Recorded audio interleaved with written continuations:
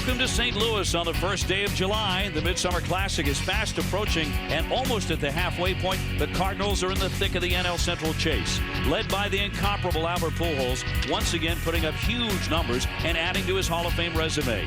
Tonight, another National League contender is in town. The wild card leading San Francisco Giants, led by Pablo Sandoval, their hot-hitting rookie. It's the Giants and the Cardinals on Wednesday Night Baseball.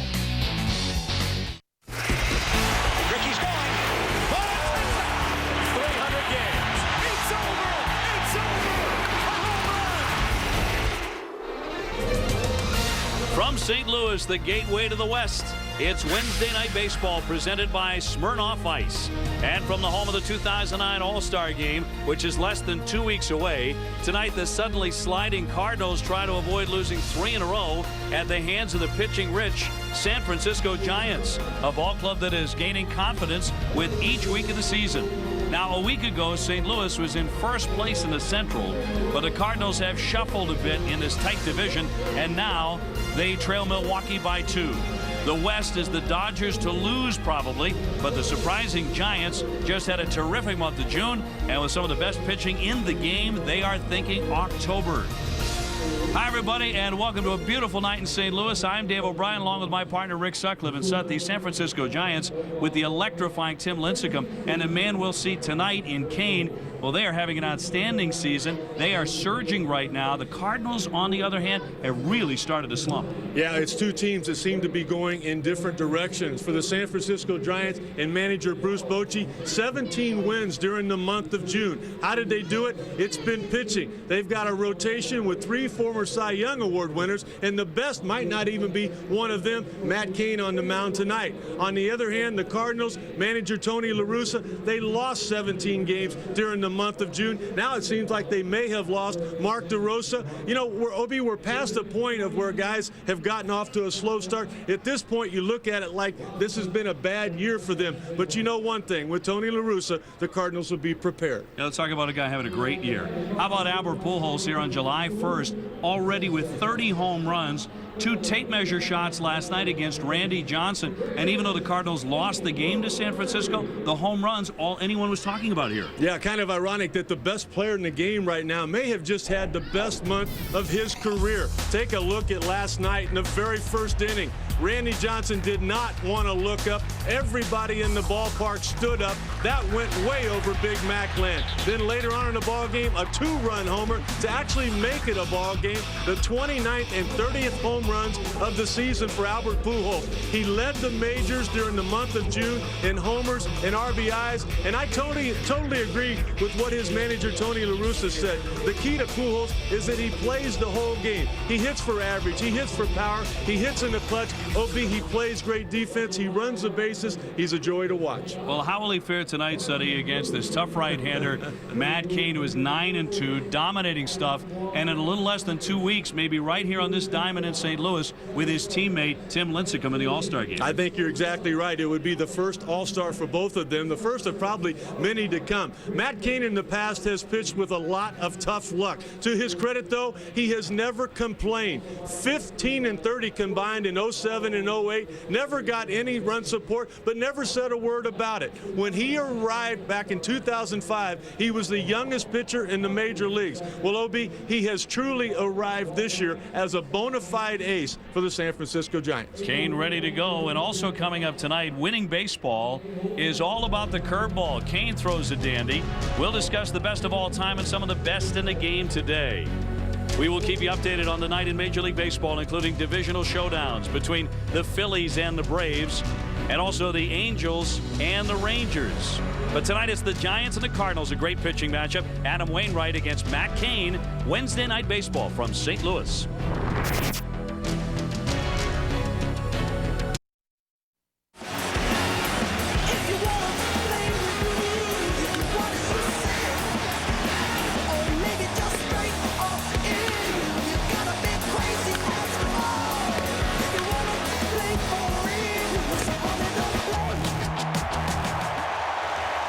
Hi there, Ryan Burr in studio. What an incredible night of baseball we have for you tonight as the wild card leading San Francisco Giants visit the St. Louis Cardinals, who have dropped now a game and a half back of the Brewers in the Central Division. A lot of afternoon baseball to get you caught up today before we head to Busch Stadium. Let's start with the Rockies and the Dodgers, and what a pitching duel we would have. Clayton Kershaw getting it done. Troy Tulowitzki looks at strike three. Top four still scoreless. Tulowitzki grounds to first. James Loney, the 3-6-1 double play. Kershaw would leave after 5 scoreless. Rocky starter Jason Hamill pitching a gem as well. He gets some defense. Clint Barm is forever into leather, and we remain scoreless. Bottom 8, runner on second. Rafael Furcal pinch hitting and getting the job done. Russell Martin scores. Dodgers win 1-0. Speaking of great pitching, how about the Mets and the Brewers? Giovanni Gallardo pitching for the Brewers, and he made one mistake right here. Ryan Church singles up the middle. Luis Castillo scores, and the Mets win 1-0. Rays and the Blue Jays. Marco Scutaro wearing the red jerseys for Canada Day. And it seemed to ignite Scutaro. Rips one down the third here. Jose Batista is going to come around to score. Scutaro safe at third. Jays up 1-0. Bottom 7 now. Toronto leading 2-0. Rod Barajas at the dish. Turns on it. And Rod Barajas has just left the building. 8th home run of the season. Blue Jays going to win 5-0. Albert Pujols, 30 home runs, leads all the majors. He had an incredible June. We'll see how his July goes. It's the Giants and the Cardinals coming up next, live from the new Busch Stadium.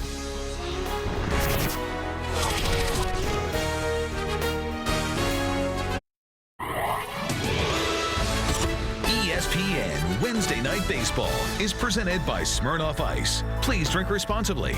And in part by the U.S. Army. They're strong, then there's Army Strong. See strength like no other at GoArmy.com. You think they might be ready for the All-Star game coming up later on this month? They certainly are here in St. Louis. Just a beautiful night. It is 80 degrees, plenty of sunshine and blue sky.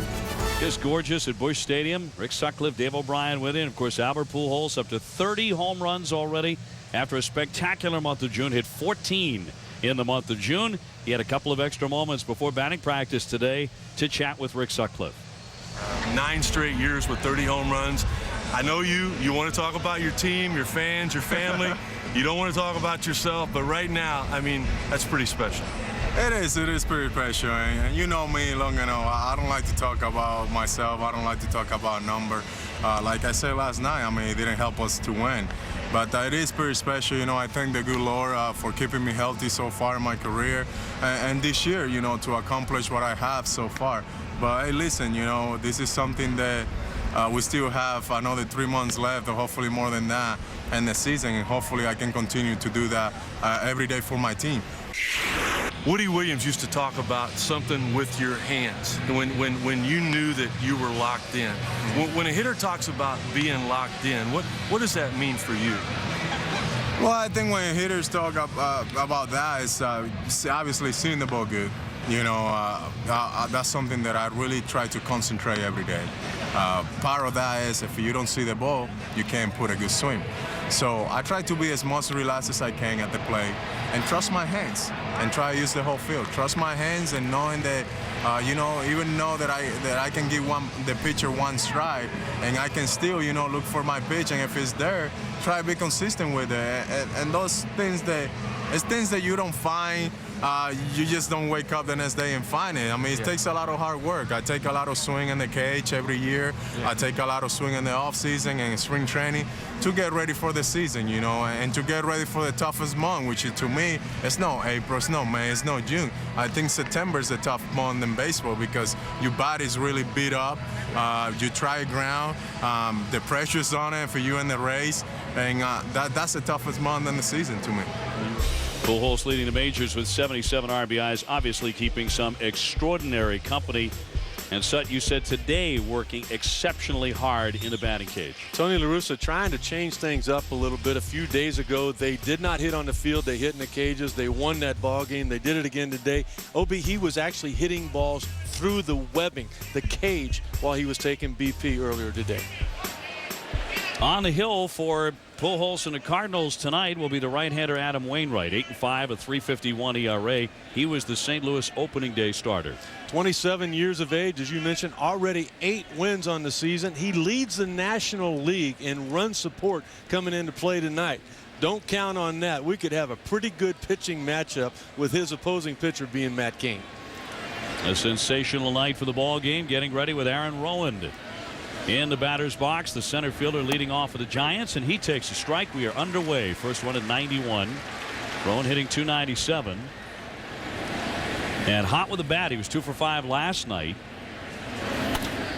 He'll pop this one into right into the sun. Ludwig now charging, coming on, and will make the catch. He was blinded initially by that block of sun out there in right field. Let's take a look now at our starting lineups presented by Pizza Hut. Randy Wynn is next, and then Pablo Sandoval, the third baseman. Hey, talk about a guy who may be headed to the All-Star game. I see no reason why he should not. You see how he's moved up to third for Bruce Bochy's lineup with the Giants. Reason for that, it'll be their 34-8 when they score first. Obviously, they've got him hitting third to get him at bat in that first inning. Kung Fu Panda, probably the best nickname going. Randy Wynn looks at a strike, 268, 2 homers, 30 runs batted in for the 35-year-old speedster. Switch hitter.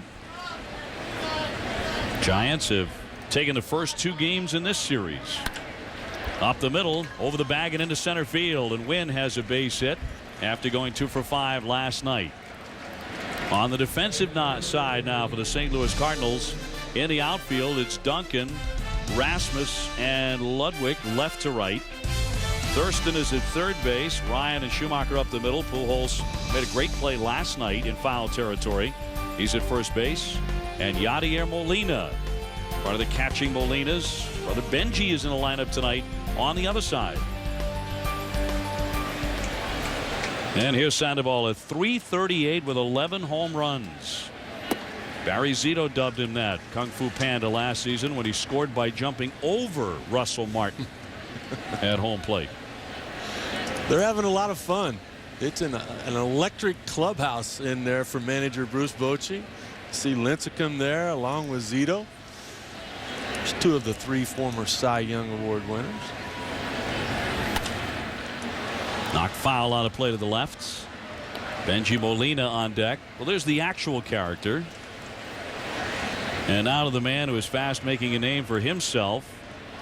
Pablo Sandoval, soon to be 23 years old, from Venezuela. It's been kind of a well-kept secret so far. That could change if he's selected to the National League All-Star team.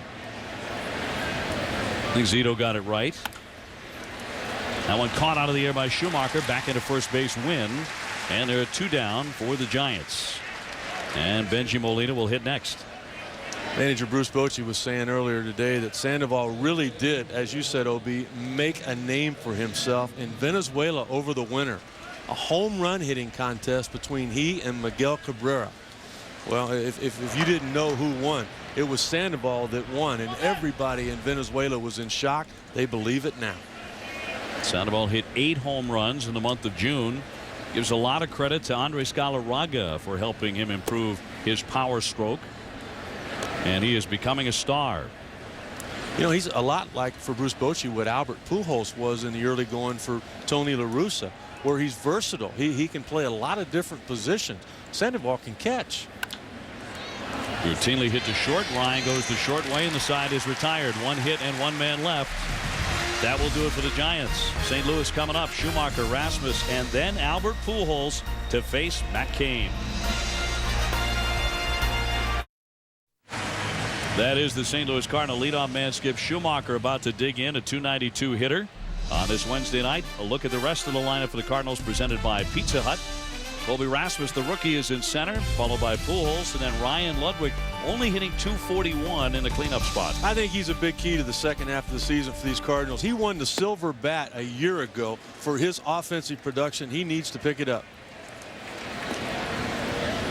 Well, so do the Cardinals. They have lost 7 of their last 9.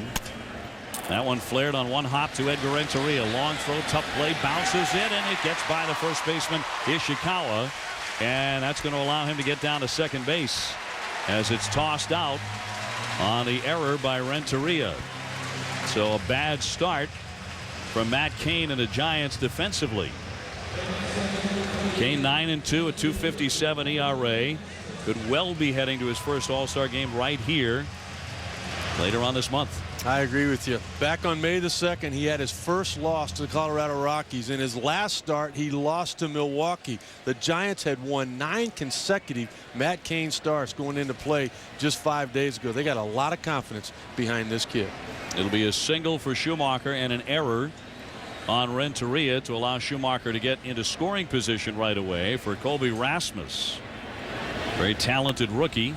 Pops up that bunt attempt. Molina back, and he will make the catch on the warning track. The runner holding at second base. This was something that Colby Rasmus tried to do on his own. You can tell by the way he tries to get out of the box. He wants to take it with him. He's not only trying to advance the runner, but he wants to bunt for a base hit. Not a bad idea, but that was a bad pitch to try to do it on.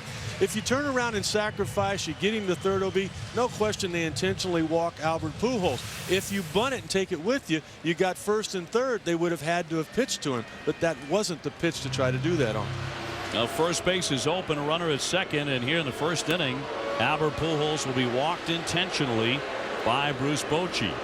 They will put him on and put runners at first and second. That's why I wanted to highlight the cleanup hitter here tonight. This is going to continue to happen until the bat of Ryan Ludwig wakes up. Ludwig last year hit 37 homers. He drove in 113 runs. He scored over 100 runs, but now hitting in the 230s and not near the production. And so a lot of focus on him because presently it's just Albert Pujols carrying them offensively. During this stretch where they've lost 7 out of 9, they're hitting 203. Defensively now for San Francisco, Rowan has won a Gold Glove. In center field, Wynn and Schierholtz on his left and right. Renteria has won a pair of Gold Gloves. Sandoval manning third base. And Molina, the catcher, with a couple of golds himself. Well, the Giants had gone 10 straight games without making an error as a team, and right off the bat in the first guy, they throw one away. Well, here's Ludwig. 233, 11 homers, 38 RBIs. In there for a called strike. He was 2 for 4 last night. He missed a big chunk of May to a hamstring pull, and he has not been able to duplicate the pace of last season so far this year. Cardinals looking for an early quick start here against Cain, who deals down and in. The difference between Matt Cain and Tim Lincecum will try to strike you out on 3 pitches, and a lot of times he will do that. Just the opposite for Matt Cain. His goal is to get you out on 3 pitches. Not really concerned about his strikeout total. Has really matured into a dominating pitcher. Fastball inside. And Obi, it started right off the bat in spring training. Lincecum winning the Cy Young Award last year. Cain coming to camp, another losing year, more problems. He looked different, both and acted different, physically and mentally. Was a different guy. In June of last year, Bruce Bochy called him into his office when the Giants were playing Kansas City along with their strength and conditioning coach, and said, hey, the club is not impressed with your work ethic and with your physical condition. Bochy said, you're not a runner. You have to become a runner.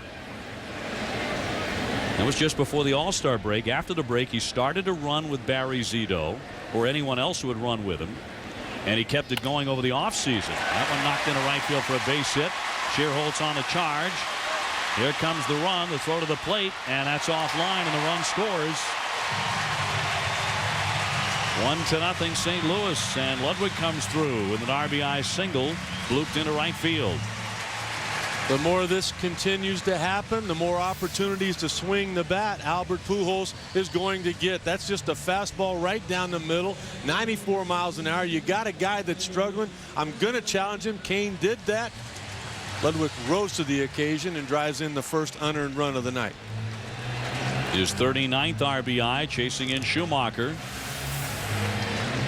So first and second for St. Louis, 1 man out, and Chris Duncan will be the batter. Duncan at 249. He's homered 5 times. In there for a strike. Cardinals very impressive when they score the first run. Look at this, 35-10. The opponent scores first. They're 6-28. That's the worst in the majors. Well, the opponents have scored first the last 2 nights, that being the Giants, and of course the Cardinals lost both. Duncan with good power takes a ball outside. Some of the players were joking before the game about Big Duncan. It's kind of like in hockey where they have the plus minus. You know how they talk about stats with him. It's all about offense. It's all about getting big hits in spots like this right here. He's not out there for his defense. He pounds in that pitch for a called strike at 87. Came with a big fastball, a cutter, curveball, a changeup. Changes speeds very well. That's what he did there. That was a little two-seam fastball on the inner half of the plate, designed to get a ground ball if it were put in play. He's got a lot more velocity than that. 6'3", 230. And a pitch to Duncan. He got a piece of it, fouled it away. Well, nobody is out of the close National League Central race. But the Cardinals are technically a game and a half behind Milwaukee because the Mets beat the Brewers 1-0 today. I mean, the Reds and the Cubs and the Astros, they're all within 5. Even the Pittsburgh Pirates are not out of it. They started the day 6 games back. Isn't that something with all the deals they made? McLeod traded to the Braves. Everybody thought they were giving up. And the 1-2. Busted bat looper. Uribe gets the out there, and in fact right into a double play. And the side is retired. But a run in for St. Louis. They strike first, usually a very good omen. We'll see what Wainwright can do with that. Cardinals on top 1-0 after 1 at Busch Stadium.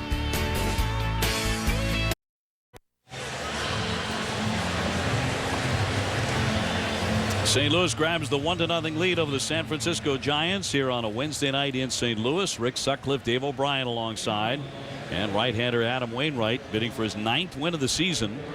Will take to the hill against Nate Shearholtz, the right fielder, then Edgar Renteria and Travis Ishikawa, the first baseman. Ishikawa is filling in right now for Rich Aurelia. And Shearholtz, a big guy. He's hitting .311 with 3 home runs. And the first pitch, he cuts right through it.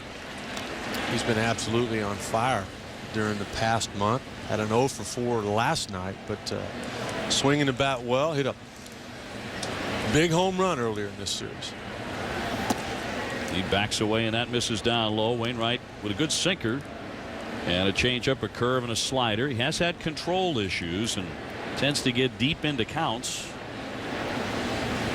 But again, he's bidding for his 9th win of the year, as that one is flicked foul by Shearholtz. Wainwright's had some problems at home in particular. Really? 2.55. Well, 3-4 record. Yeah, I agree. I think their offense has been the one struggling. On the road, 5-1 as it's waved at and missed, and down he goes on the tag by Molina. Shearholtz strikes out. Let's go to Ryan Burr in the studio for a Sports Center right now. Yeah, Sports Center right now presented by Sprint. Andy Roddick defeated Leighton Hewitt in 5 sets, advancing to his 4th career Wimbledon semi, his first since 2005. He'll meet Andy Murray in the semis. News from the NBA. According to the Associated Press, the Pistons have agreed in principle to contracts with Ben Gordon and Charlie Villanueva, both heading to Chicago. Sports Center follows our game back to St. Louis. And Edgar Renteria in the batter's box with a count of 0-1 as he backs away from that one down and in. He's hit in 6 in a row. 265, 2 homers, 36 RBIs. He's been charged with an error tonight. Now 32 years old, looking to bunt. Tell you what, they just rave about what a class act Renteria has been. Tony Roos is a guy who raved about him when he had him. Albert Pujols talks about what a good teammate, and the Giants say the same thing. He has moved around a little bit. The Giants, his 5th team in the last 6 years. You didn't hear that about him in Boston. You didn't hear all of those things about him down in Atlanta. But they love him here. Bruce Bochy said he's one of the most popular players in that clubhouse. Well, some of his best years as a big leaguer came right here in St. Louis. He was a Cardinal from '99 to 2004. Hit .330 here. Well, he was the best shortstop in the National League for those years. 3-2 socked it to right, but Ludwig is there. 2 down.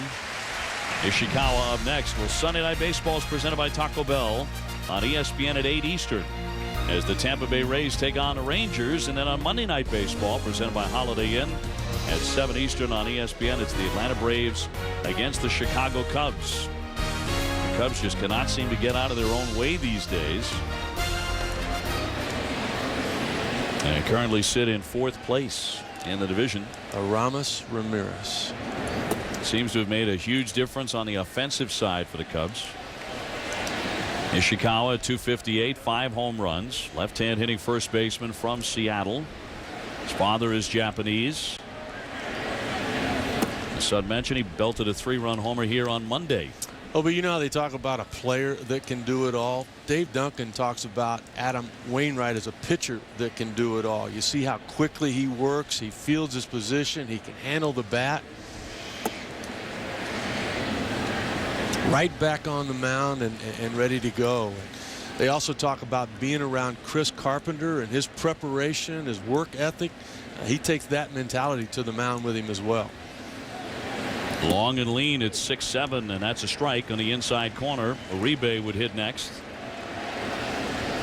Wainwright, a former #1 pick of the Atlanta Braves, came over here in 2003 for the trade with J.D. Drew.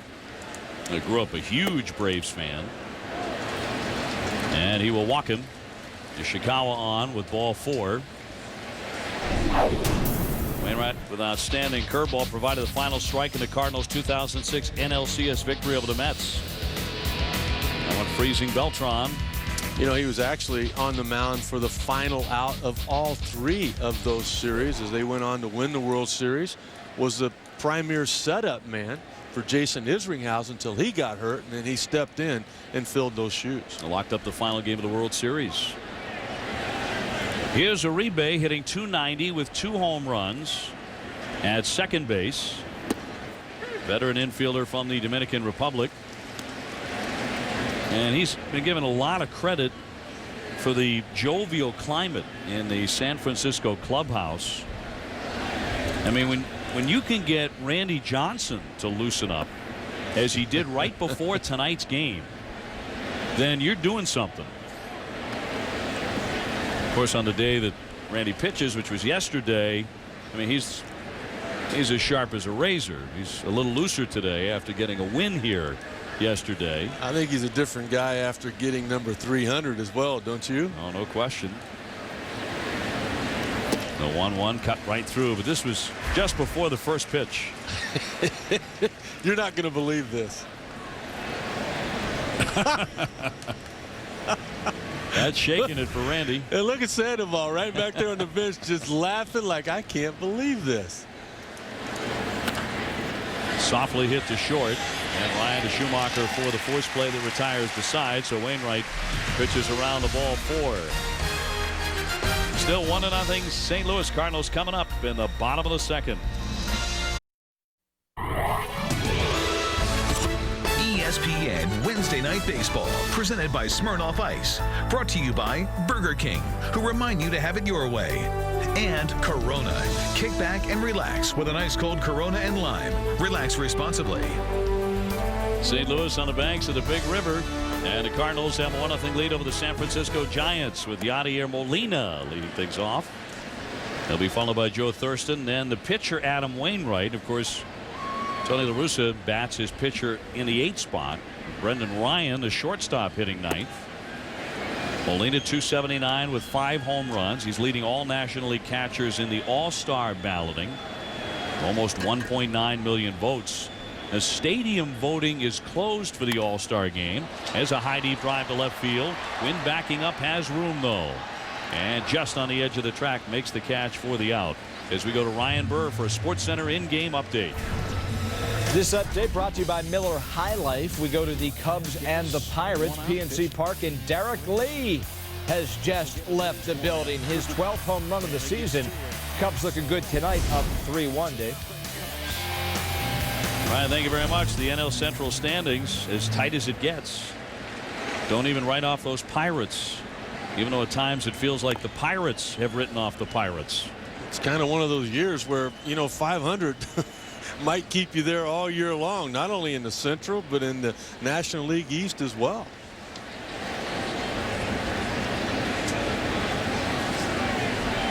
Joe Thurston here at .224 with a homer and 19 RBIs.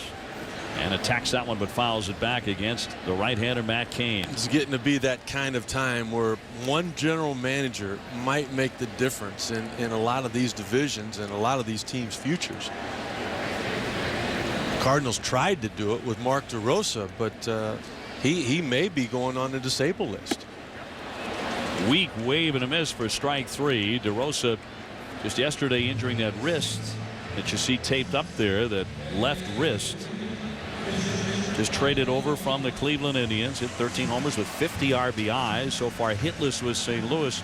Right now listed as day-to-day. We understand he got a shot in that wrist. He got a shot earlier and was told it was going to be 4 to 5 days, but it may be even longer than that. Wainwright, the pitcher, swings and misses for strike 1. What a tough situation for a tough guy. It was just on a swing and a miss. Something that the guys do all of the time. And yet it created a problem. 0-2 on Wainwright as Cain looks for a quick 1-2-3 second inning. He is a fast worker. He is, and here's a spot where he might look for a strikeout too. Nice play at first by Ishikawa, and will tap the bag for the out. 1-2-3 they go. Cain gets them fast. We have played 2 in St. Louis. Still the Cardinals on top, 1-0. Welcome back to Wednesday Night Baseball, presented by Smirnoff Ice. And a perfect night for baseball here in St. Louis. Rick Sutcliffe, Dave O'Brien with you. And the Cardinals with the 1-0 lead over the Giants. Matt Cain will lead things off. The pitcher swinging it pretty good, hitting .207. No homers, 1 run batted in. Both pitchers handle the bat all right. Then it's Rowan and Randy Winn. Of course, when you think about the Giants right now, you have to think about pitching. And a tremendous staff. They're ranked number 2 in the majors, right behind the Dodgers. That has definitely been their strength. They have been a good defensive team as well. And Bruce Bochy saying before the game that it's been a lot about Benji Molina. He's the guy once the game starts that runs the show. In for a called strike on Cain. The oldest of the 3 Molina brothers. Of course, Jose on the disabled list now with the Yankees, and Yadier. All 3 with World Series rings. Yadier, the baby, that's in there for strike 3 on Cain. Let's go back for a Mariners Yankees update. Ryan Burr, SportsCenter in-game update. SportsCenter in-game brought to you by Citgo, keeping you in the game. This is Ken Griffey Jr. He's now homered in 44 different ballparks. Add the new Yankee Stadium to that list. Home run 621. Then A-Rod breaks open a 2-2 game with his 566th home run. The Yankees have won 6 consecutive games. They have caught fire. And home and doing what they do so well there, hit the ball out of the ballpark. Rowan is 0 for 1. And now his first hit of the ball game as he rips that line drive in the left field for a base hit. Tell you what, the Yankees have caught fire and basically done it without Alex Rodriguez. Just hitting .233 coming into play tonight. If he gets hot, well, look out. The Rays are hot. The Red Sox have been good all year long. Looks like Toronto's starting to fade a little bit. They probably lasted longer than a lot of people thought, but well, those top 3 just seem to continue getting better. The Red Sox won today. They beat the Baltimore Orioles, rallying for 4 in the 9th to tie, and then 1 in 11 after losing last night. That stunning loss, 10-1. Is Randy Winn. He had a base hit in the first inning, 1 for 1 tonight. First career hit against Wainwright. He's now 1 for 7 off him. This is one of the guys that Bruce Bochy will manage with. From time to time, you won't hear with one out do the sacrifice bunt. He'll hit and run with him. Not a lot of speed with Rowan at first base, but a lot of contact at home plate. Sandoval on deck for the Giants. That one sucked into left center field. Rasmus on the move. He will get there. Back to first goes Rowan. 2 men out.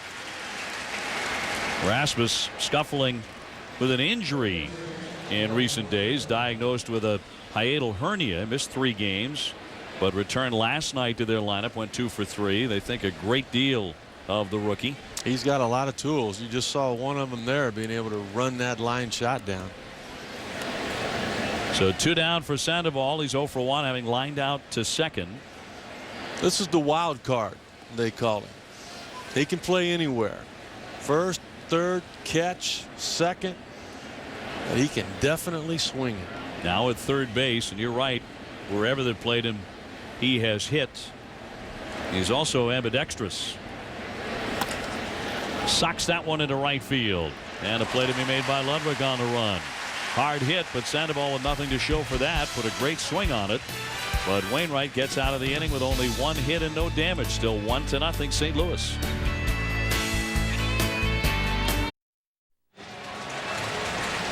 Here's a Lady Cub fan who really hates the Cardinals. Look at the dead Cardinal on the cap. And she came to the ball game in St. Louis just to show off her cap. And to show her hatred for St. Louis. I've been around a lot of Cub fans. I've never seen anything like that before. Brendan Ryan goes after the first pitch and loops that one foul. He is the number 9 hitter. Ryan at .294 with a home run. Don't you like the pace of this game? This is by design. You've got 2 young, hard-throwing pitchers that are not afraid of contact. Really a big difference in Matt Cain this year. I go back to that first inning when he gave up the unearned run, the error by Renneria on the throw, and the base hit by Ludwig. Instead of trying to strike everybody out, he continued to pitch to contact, faced 5 guys, but only 17 pitches in that first inning. The last couple of years, that would have been 35. He still has a shot at a complete game here tonight for Matt Cain. And Cain has thrown a first pitch strike to 8 out of 9. Of course, he intentionally walked a man in Albert Pujols. That one fouled away as the bat goes flying down the third base line. Cain at 9-2, a .257 ERA. Look at his distribution of outs. 40% of them fly ball outs. Why wouldn't you do that, particularly in that ballpark that he pitches in at home? It's as big as it can get. Dave Righetti, the outstanding pitching coach, has done a terrific job with this young rotation and also filling in that bullpen. 0-2, loop towards center. Rowan coming on. That's going to fall down for a base hit. And Ryan is on with a single. On an 0-2 pitch, made enough contact. He's a very tough guy to strike out. Well, the only manager in the big leagues that'll do this, Tony La Russa hitting his pitcher 8th. Adam Wainwright made the last out in the bottom of the second inning. What that allowed was for Brendan Ryan to lead off here in the third. Tony's had a lot of success with that. He continues to do it with certain pitchers, and in this spot here, it gives him a chance to have somebody on base when Albert Pujols comes up. 32 years as a major league manager. And still innovative, kind of out there on his own on that one. Throw over to first base, and Ryan dives back in. I thought La Russa had his best year last year. They won 86 ball games and only got 17 innings out of Chris Carpenter and Mark Mulder. His ball club is slumping right now and losing ground. They've fallen into second place. That's in there for a strike on Schumacher, who singled and reached second on a Renteria error in the first inning.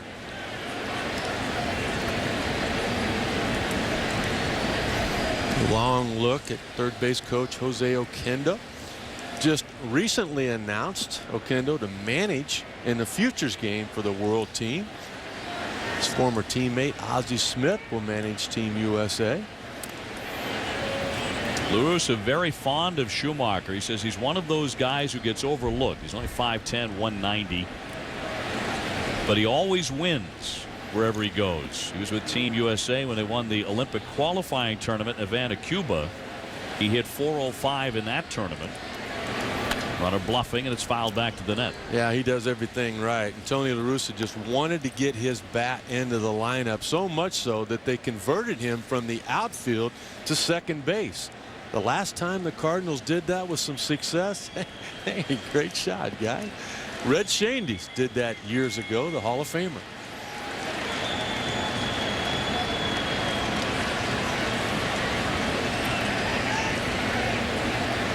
Kane with the 0-2. Drilled toward left center on the move. Rowan diving. Did he make the play? He did. He caught the ball. Going to first base. Close. Ryan gets in safely. Rowan nearly had a double play. Outstanding catch by the former Gold Glover. Getting down on the slide in the backhand. Well, we saw him do this back when the White Sox won the World Series in '05. We saw him try to run through a wall in Philadelphia. You talk about tough. You take a look at his back, his wrist, his hand, thinking right there, did he catch it? Looking to the umpire, getting the call, and then Brendan Ryan hustling back just in front of that throw.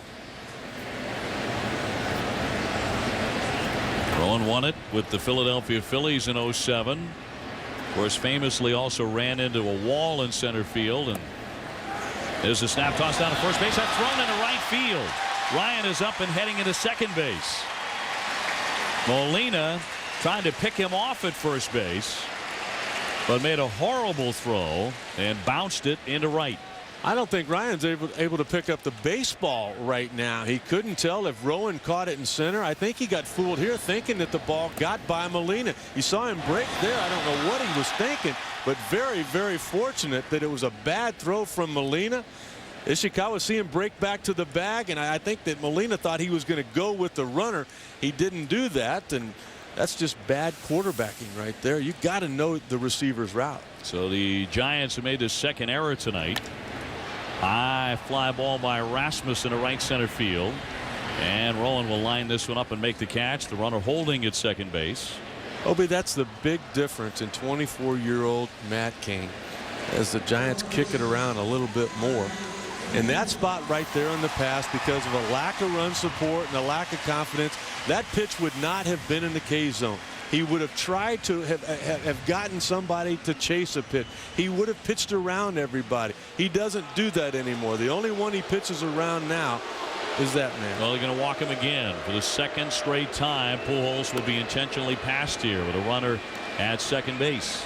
You got to answer the call. And Ryan Ludwig has been called upon again. He answered it the last time out, but it was not enough to convince Bruce Bochy it wasn't the right move. Ludwig has got to reconvince him. This is going to happen all year long. This will happen the rest of the year if Ludwig does not get hot and start showing some of that power that he possessed a year ago. It's like watching the way Bonds was treated at his height. That's a perfect example. So that'll bring up Ludwig, who's already driven in a run following Pujols after he was intentionally passed. The 26th time this season that Pujols has been intentionally walked. How about that? Last for Cardinal cleanup hitters this year.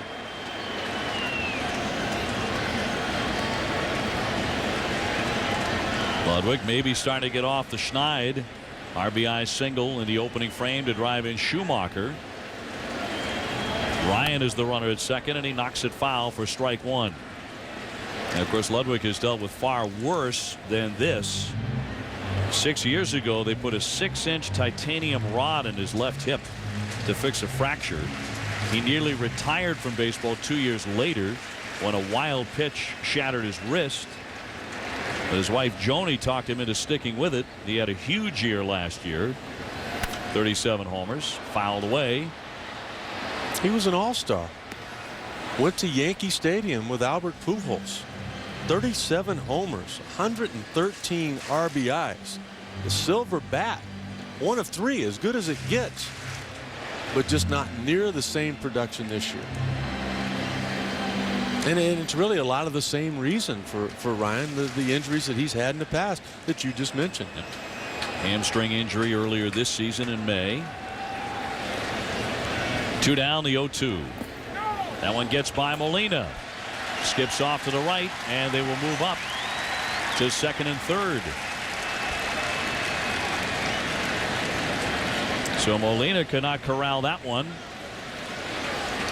All kinds of problems here in the first 3 innings for the San Francisco Giants defensively. That ball has got to be smothered. Benji Molina would be the first to tell you that. Instead of having a force play now at any base, you get a ground ball in the hole, you're going to have a tough play at first base. It makes things a lot more difficult. Another wild pitch and you give up a run. This is where, as a pitcher, sometimes you can make a mistake. Renteria's already committed an error, and so has Molina. That one bounced to the plate, and he did knock that one down. And it's 2-2. This is the guy that has won the Gold Glove in the past. Right here. Big bodied guy, normally perfect. Watch how quick he is with his feet. Look at the upper body, how he leaned forward. He saw exactly where the ball was going to hit, knowing with the curveball the reverse spin would come back, and he was centered for that one. Benji, the oldest of the brothers, Yadier, who is playing against him tonight, is the youngest, and the 2 older brothers both say that Yadier is the best defensive catcher in the family. Although Benji has won a pair of Gold Gloves. 3 balls, 2 strikes. And if he walks him, Duncan is on deck.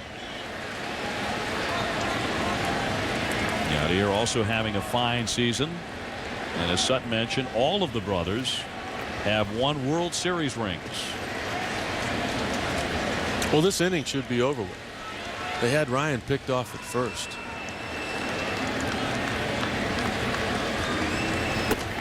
He walked him, and they're all filled up. They're loaded for Chris Duncan, who hit into a double play in the first inning.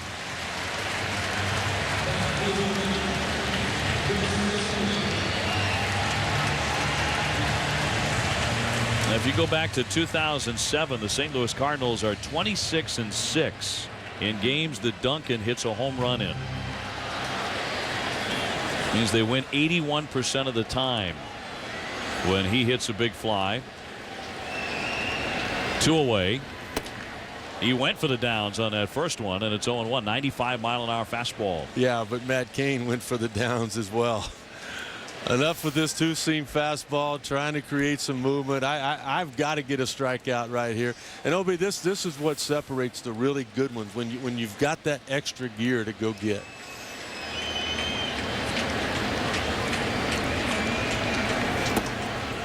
Right through there at 94. Quickly 0-2. One of the reasons he's been so good this season, he has stranded so many base runners. Most in the majors.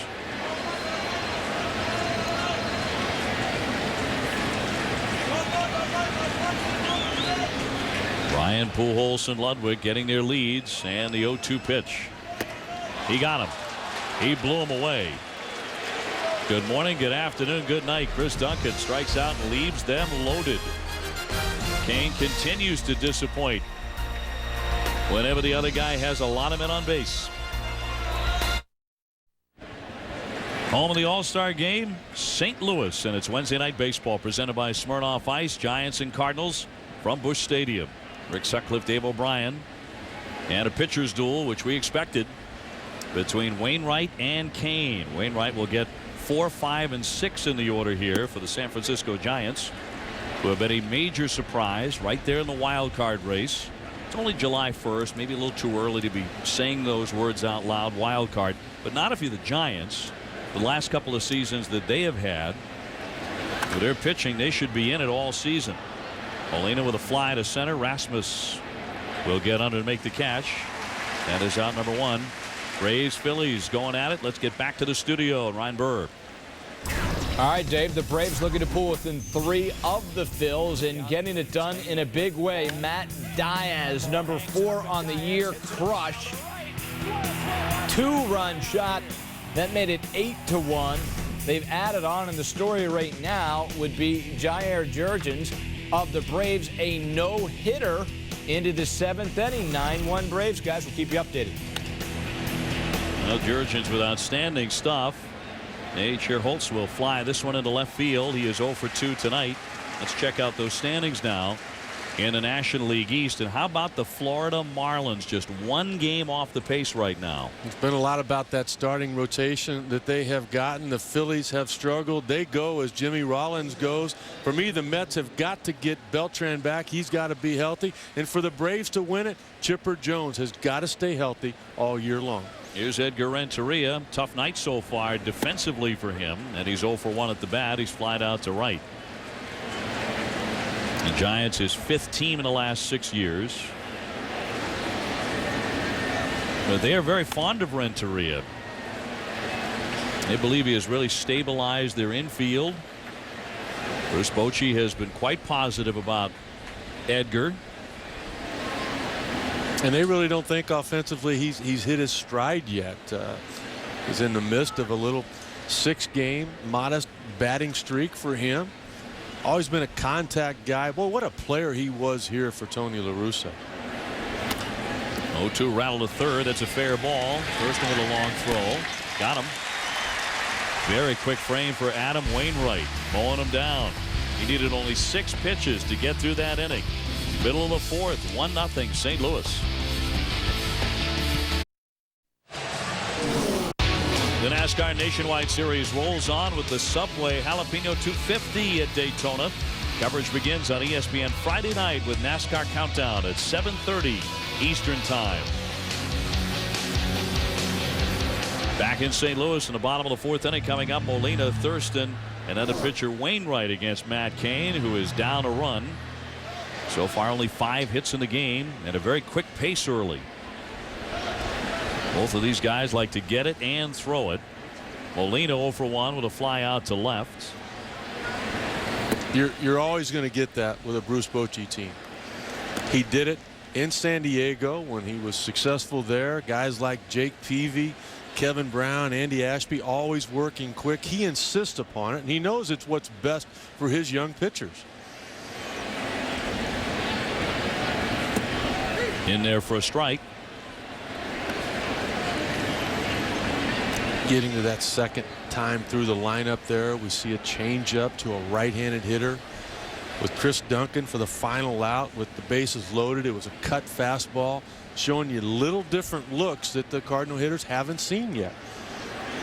Cain going 15 and 30 last couple of years, socked into left center field. Molina will take the single as it's cut off by Rowan. Well, Jair Jurgens going for a no-hitter tonight. Ryan Burr, how is he faring? Well, I think we gave the old jinx, Dave. Still no-nos in 2009. Paul Bacco And there's the first base drives one into right, and the no-no would be no more 6 2/3 for Jurgens, but still a 9-1 Braves lead over the Phillies. Ryan, that jinx thing, what do you mean we? I don't remember saying anything about a no-hitter. Here's Joe Thurston. He's 0 for 1. He whiffed in the second inning. I don't think Jurgens heard any of us say anything about it, so we're okay. What do we have to do with it, really? Cut on and missed, and a good breaking ball. This right here is why the Molinas are so well respected in the game of baseball. You keep the double play in order. You keep the man at first base because you've got the ability to do that. And they do it so many more times than they don't. And that's what helps you win ball games. That's like Bruce Bochy talking about. Once the game starts, this is where Molina takes charge. And Benji's brother just reached on a sharp single. Got to hear the man who ended Cliff Lee's no-hit bid in Cleveland on June 14th with a double to lead off the 8th inning. And we had nothing to do with that either. You see him looking into the dugout, seeing if maybe they want to pitch out or whether he puts on the sign to throw over. Oh, he went up the ladder. He chased it, a 94-mile-an-hour fastball. Thurston really struck out himself there. for the second time tonight. One man gone. That's where a guy like the experience of Benji Molina, he caught back when the Angels won the World Series. He was around Mike Scioscia to learn from. That sequence right there was perfect. Curveball in the dirt, he's going to chase it. Now we'll come back with one on the outside corner. Look at that command on the curveball. We've changed his eye level. We'll start one out there, get him to chase. That could not have been an easier out. Wainwright already squaring to bunt. And back in at first base, Molina. A 1-0 Cardinal lead. This has been such a huge grow-up year for Matt Cain. This kind of success has been predicted for him for several years. He's only 25. Not bunting here, and that one pops out of the middle. Molina on the swing and a miss. Well, he got off to a good start. He won 13 games his first year back in 06. He finished 4th in the Rookie of the Year voting. But then all of a sudden that run support started getting to him. Then he started trying to strike people out. And as you mentioned, his conditioning was questioned by manager Bruce Bochy and pitching coach Dave Righetti.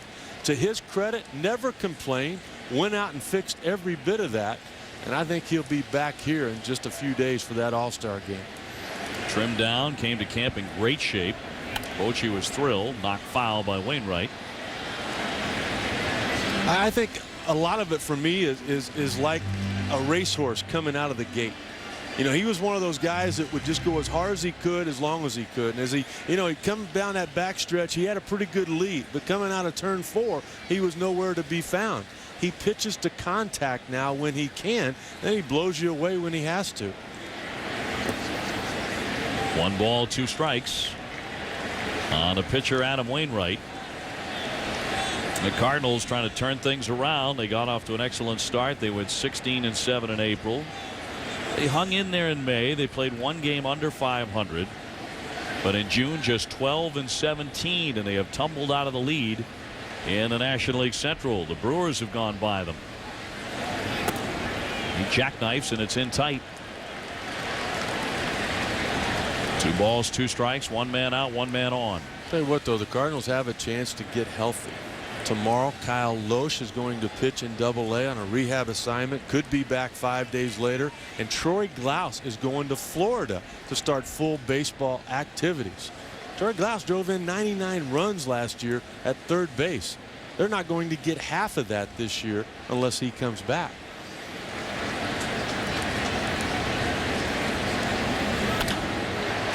Into center field, Rowan will line this one up and make the catch with Molina retreating to first base, and they're 2 down.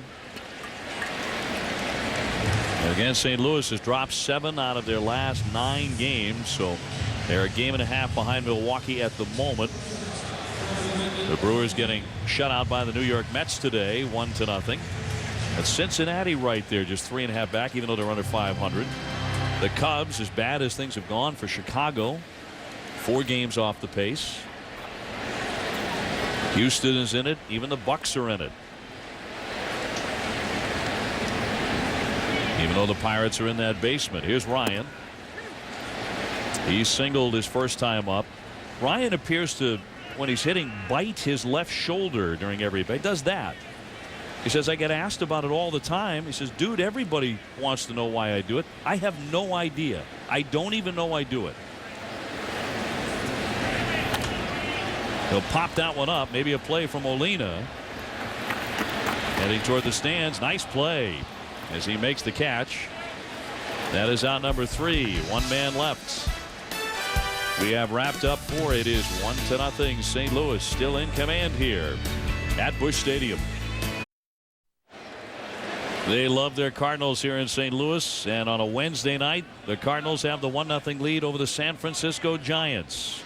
Nice crowd on hand on a beautiful evening. Ishikawa, who reminds some of a young John Olerud with his hitting approach, his style. He walked in the 2nd inning. 258, 5 homers. And he'll look at a strike. Well, they talk about him as a defender being plus, which also reminds me of John Olerud. Filling in for Rich Aurelio, as we mentioned, who's away attending his father's memorial service. Rich right now on the bereavement list, due back on Friday, and our hearts go out to him and the entire Aurelia family. Rich, one of the really fine gentlemen of the game.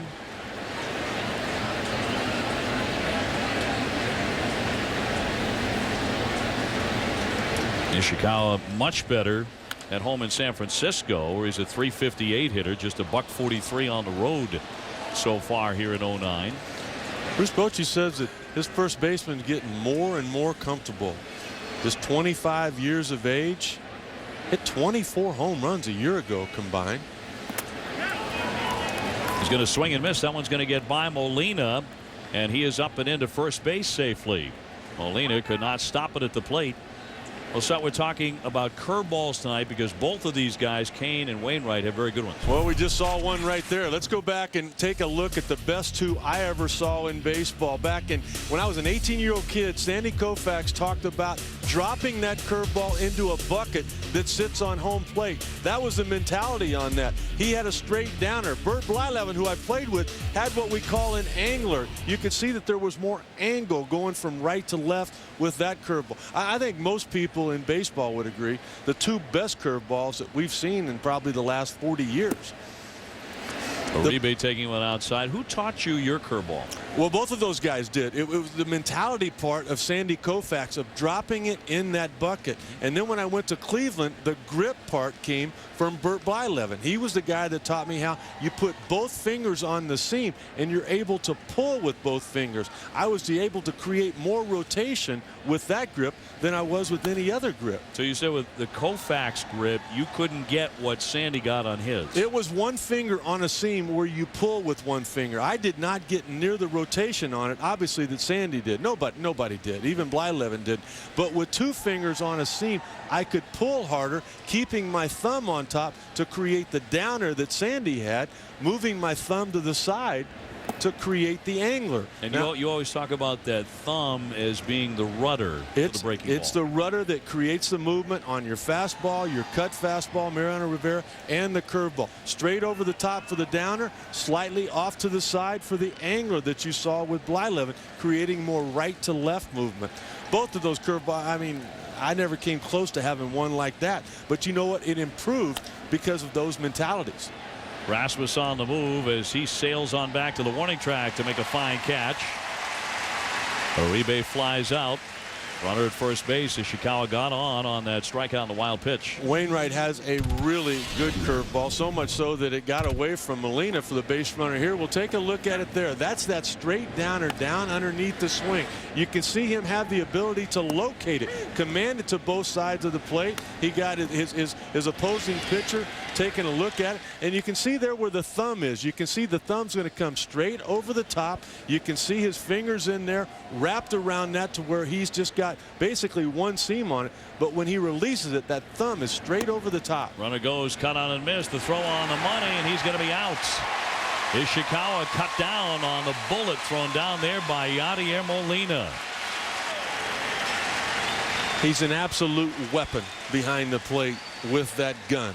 That is a gun that should be registered. He can not only pick you off, but on a slow breaking ball with a pitcher taking a swing, Bruce Bochy putting a hit and run on. Kane can handle the bat, wasn't able to handle that pitch. Molina with an absolutely perfect throw. No one better in the game today defensively. About 45% caught stealings. And he's also a terror as far as pickoffs. He's picked off 4 base runners at first base this season, 30 in his career. Nobody does that better. So Kane, the pitcher, checking his swing, struck out looking his first time up to finish up now. Just the idea that Sandy Koufax taught you a curveball. 1975 in spring training, we were all over the place with our curveballs, all the young pitchers. Sandy said, give me a glove. And within 15 minutes, he got loose, and he just started ripping that curveball into the strike zone. Like Swing that. and a miss. Yeah, there's a pretty good example right there. 2 strikeouts in the inning for Adam Wainwright. And he faces only 3. He got Ishikawa, and eventually a caught stealing, and then fans Matt Cain. It remains 1-0 St. Louis.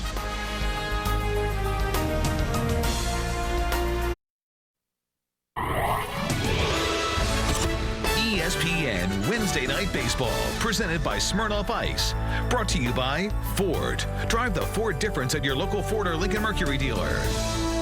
Nightfall in our nation's heartland, St. Louis, Missouri, on a breezy night. And Skip Schumacher leads off here in the 5th inning, 1-0 Cardinals. A lot of that breeze, I think, is coming from those fastballs that are being poured in that strike zone. It came with a strong delivery. Brings to mind Kevin Brown a little bit. That one fouled away off to the left. Well, Bruce Bochy knows a little bit about Kevin Brown. He had him back in '98 when, as a manager of the Padres, they went to the World Series. And I know what a fan you are of Bruce Bochy. Well, I learn something every time I'm around him. Looped into left, coming on Wynn. He'll make a nice tumbling play, and he hangs on to it for the out. Center fielder and left fielder have made 2 fine plays tonight for the San Francisco Giants. Well, let's compare a couple of other breaking balls. We've taken a look at Koufax and Blyleven. Here's the downer from Koufax by Tim Lincecum. You see the movement straight down like he's dropping it into a bucket. Remember Blyleven with the angler? Remember how the ball had more tilt to it? That's what you see more of out of Barry Zito. Both of them very, very good, but both of them different styles because of where their thumb is on that release point. Would you teach that delivery of Lincecum's? I don't think I could, but you know what? I know a lot of people that would like to repeat it right now. Well, of course, his dad taught him that, and he has flourished. He's won a Cy Young, could win another one this year. You know, people were asking me earlier today who he reminds me of. I think of Ron Guidry. You know, a guy that's not that big in stature. Yep. But very, very athletic. He made an unbelievable play here Monday night that you just don't see out of a pitcher. Scrambling play behind the mound, yeah. Could not have been easier. So competitive. I mean, just loves to be on the mound, and he's a winner. Rasmus pops it foul back out of play. He's gone 0 for 2. Kind of a freak, too, and I mean that in a good way, Lincecum. It's his nickname. Is it really? Yeah. I didn't even know that. I mean, he never has a sore arm. He never ices the arm. Just puts that little bandage thing over his elbow just to keep it warm. Trickle foul by Rasmus. Albert Pujols on deck. He threw 9 innings Monday night shutting out the Cardinals. He could have easily thrown 9 more that same night or come back the next day with the same kind of results.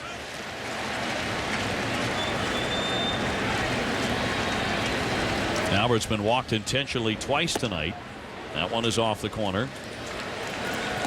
Rasmus, 22 years old, out of Alabama. In fact, he broke Bo Jackson's state record for home runs in Alabama. Not quite the legacy of the Molina family tree, but Kobe's brother Corey was the #2 overall pick by the Atlanta Braves in 2006. He's a right-handed pitcher. Rasmus, #1 in those categories among National League rookies. Well, they think he's going to be a really good player. Line into right field for a base hit. He's on for the first time. Shearholtz, almost to the warning track, has to gun it in. Well, this crowd cheering for a lot of reasons. One being the base hit, but mostly because of the fact that now Albert Pujols is going to be pitched to. Are you sure?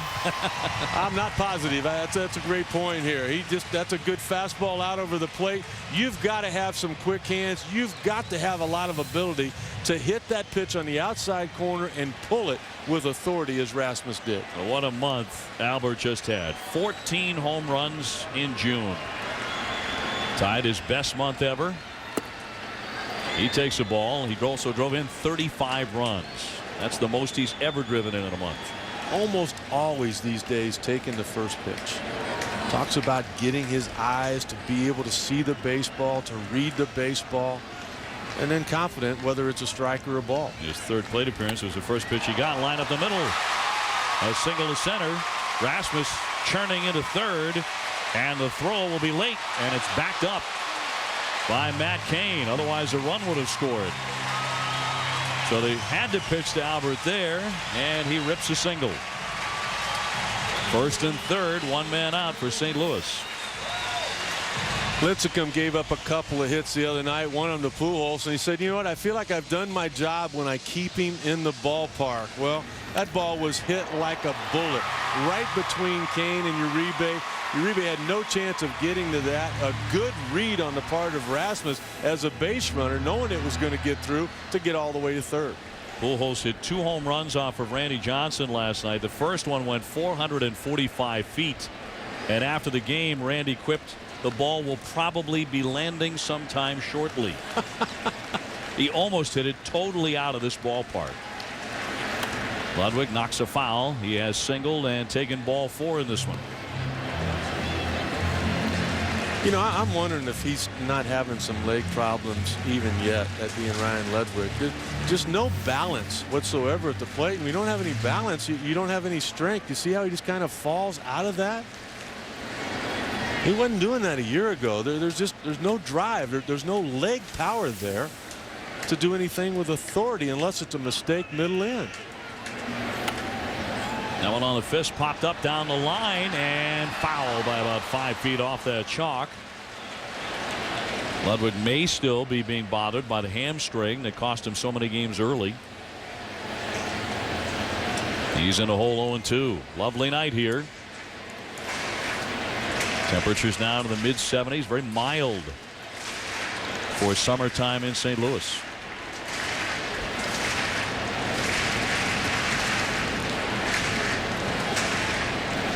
Rasmus at third, Pujols at first. Such a great baseball town. They deserve a ballpark like this. And they have the All-Star game coming up. Right to the second baseman, Uribe to Renteria. 1. That's tailor-made. 4-6-3. And Kane gets out of the inning despite giving up a hit to Pujols. Finally had to pitch to him, but does not pay any price, and St. Louis still leads it 1-0.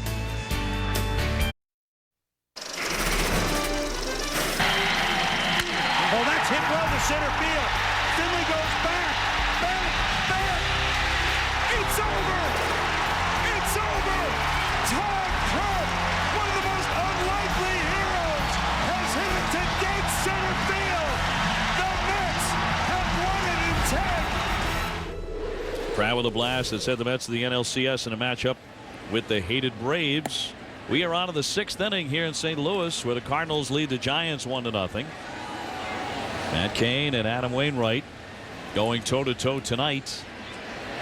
Very well pitched ball game as Rowan swings and misses. He's gone 1 for 2 with a single. This is one of those kind of National League ball games where you get locked up against a great pitcher, and usually one pitcher or the other can make a difference with what he does with the bat. Cain had a hit and run. He couldn't make contact. It cost him a possibility of tying the game up. Bounce to the plate. Randy went on deck, and then Pablo Sandoval. Now you get to that point where, as we've talked many times, it'll be in a one-run game. One manager or the other could make a difference, because you got to start thinking about your bench. You got to start thinking about your bullpen. You got to start trying to put the game in motion. Rowan hitting about 360 lifetime against Wainwright. Cuts and misses, and down he goes. He strikes out. So 1 away in the 6th. Well, all season you've been helping us celebrate our 20th season of Major League Baseball on ESPN, casting your votes for our 20-year All-Star team. Now it's time to go to MLBESPN.com. Make your pick at each position. This week you can vote for your favorite right-hander, Greg Maddux, Nolan Ryan, or Roger Clemens. Tune in to Sunday Night Baseball to find out who wins. One down for Wynn. He has singled and flied out to right field. In the prime of those 3 right-handers, who's your pick to win Game 7? Are you drug testing or not? Well, let's just say there's no drug testing. We're talking about all of those guys in their prime. I would never bet against Greg Maddux in anything. I'm a huge Nolan Ryan fan. Schumacher can't make the stop on his dive to the hole, and Wynn is on for the second time. He is 2 for 3. I respect everything in the world that Nolan did. I truly thought, instead of the Astrodome being the 8th wonder of the world, he was. I mean, with what he did, as long as he did it, but Greg Maddux did everything the right way. He won a lot of Cy Youngs. He won 4 in a row. We talked about a player that could do everything. He was the complete pitcher. 18 gold gloves, ERA titles, championships, and just a great teammate. So you take Maddux. As Sandoval steps up, hits this one high and deep in left center field. Rasmus racing for it. It'll be cut off by Duncan. He makes the catch. Wynn had gone all the way down to second. He has to get back into first. Sandoval nearly had his 12th home run of the season as we go to Ryan Burr in the studio for Sports Center right now. Hi, Dave. The Associated Press reporting the Pistons have agreed to a principle with contracts for Ben Gordon and Charlie Villanueva. Ben Gordon, only player in NBA history with 7,000 points and 700 three-pointers. Suspended Sprint Cup driver Jeremy Mayfield granted a temporary injunction that lifted his suspension. He will be able to drive this weekend in Daytona. Sports Center follows our game. Brian, thanks. Here's Benji Molina, who is 0 for 2 tonight. Wynn has very good speed. He's the runner at first, not running. Loop toward right field. Ludwig covers the ground and makes the catch. Side retired, 1 man left. We have played 5.5 already here at Busch Stadium. Still the Cardinals on top 1-0 on a Wednesday night. Welcome back to Wednesday Night Baseball presented by Smirnoff Ice. It's the Cardinals and the Giants, both with October dreams. Great view of downtown St. Louis on this Wednesday evening. Chris Duncan will lead things off here against the right-hander Matt Cain, who could well be all-star bound. And Major League Baseball announced today that all-star game rosters have been expanded from 32 to 33 players, with the extra spot being designated for a 13th pitcher. The spot for the additional all-star pitcher will be among the manager's choices. Nice stab there by Uribe on the outfield grass. Throws on to get him. Juan Uribe with a fine play for out number 1. Let's take a look at the success tonight and the reason for both of these pitchers. With Matt Cain, it's been that 4-seam fastball, just throwing it by people. There with Ludwig, he got Duncan on the outside corner. Thurston chasing it up above the zone. The 4-seamer. Just the opposite for Adam Wainwright. The 2-seam fastball. You see the velocity down. You see the location and command down by design on the K zone. He fires a strike on Yadier Molina, who is single and also flied out 1 for 2. Both of those guys have the ability to throw 2- and 4-seam fastballs, but you can see what their comfort zone normally is. High chop to third. Sandoval, the converted catcher, makes the easy play. Sandoval throws just as well with his left hand as with his right hand. Bruce Bochy was saying earlier today that Sandoval was catching in spring training last year. And he said, hey, I hear you can throw with the left hand. I want to see you throw one to second base without getting loose. He got the ball, he got the throw, and threw a perfect peg right on the bag with his left hand. There's the easy play with the right hand. Don't let this guy's body fool you. He is very, very talented. Thurston takes a strike. He has punched out twice tonight. Cain has really wrapped him up on both occasions. 2 outs already. Cain knows with 2 outs, nobody on, you're going to take a strike. Now he paints the outside corner with the hook. Now you get him fishing with the hook down in the dirt, or you throw another high fastball. Your choice. Is he going to strike him out again? Yeah. Well, he didn't go fishing. I'm going fishing tomorrow with Coach Rice and the gang. You're going up to Canada, family. aren't you? I am doing that. With your lovely wife, with Robin? Now go with the fastball up and in, get him to chase it, and try to get some runs. He does make contact this time, but pops it into left, and Wynn will make the grab. Cain really breezes, gets him 1, 2, 3. We're doing the same thing in St. Louis. Already 6 innings. 1-0 Cardinals.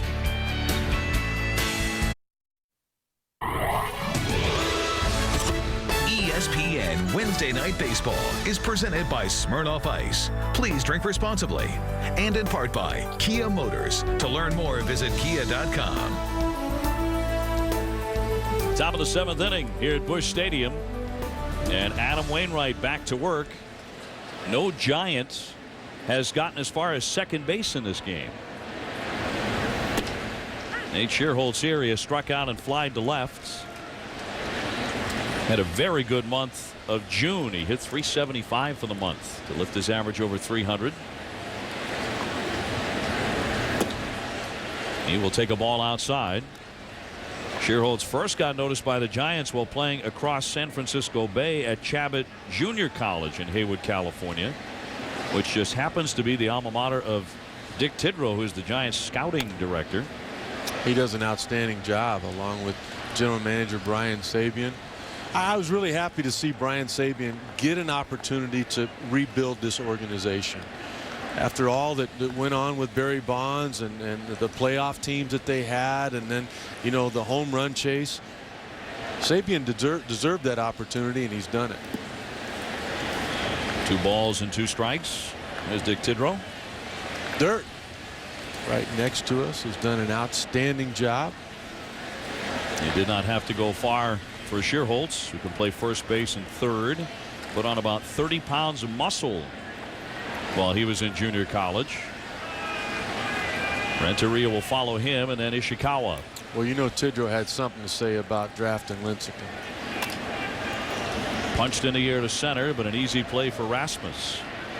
And 1 man out in the 7th for San Francisco. Well, are you ready for the 2009 All-Star game? Yeah. Catch all the action live from St. Louis on Tuesday, July 14th at 8 p.m. And this one counts. That's probably your starting pitcher. There's one of the coaches for Charlie Manuel's National League squad. That'll probably be your starting catcher. We know who the Molina, first baseman will be. You know, kind of interesting. You were talking about the pitcher that was added by Major League Baseball. That pitcher might be on the mound tonight. It could be Kane, possibly. I think he's there anyway. It could be Wainwright. Fouled back by Renteria. Again, the manager will choose that. Wainwright right now has 15 straight starts where he's gone 6 innings or more for the Cardinals this year. Kane going for his 10th win, hoping for a little offensive support. This has got to remind him a little bit of the last couple of years. No runs, no defense. Wainwright, on the other hand, has been getting more offensive support than anybody in the National League, over 6 runs per game, but just the 1 which was scored in the first inning so far tonight. Renteria 0 for 2. He looks at a ball. You know, that's a deceiving number. I think I led it 1 year in the National League, but I got like 24 runs in 1 game. You don't need that. You'd like to get about 5 a night. That'd be perfect. 3-1 pitch, hacked at and missed. And when guys are scoring that many runs for you, you probably just want to hold up your hand and say, hey, look, I have enough. That's plenty. 16 is fine. Yeah, they went 13, 11, and 12 for Wainwright, and then he lost 3-1 the last time out. And one of the runs he gave up was unearned. That is ball 4, so Renteria is on. And the second walk issued tonight by Adam Wainwright. Time for an update. Here's Ryan Burr, SportsCenter in game.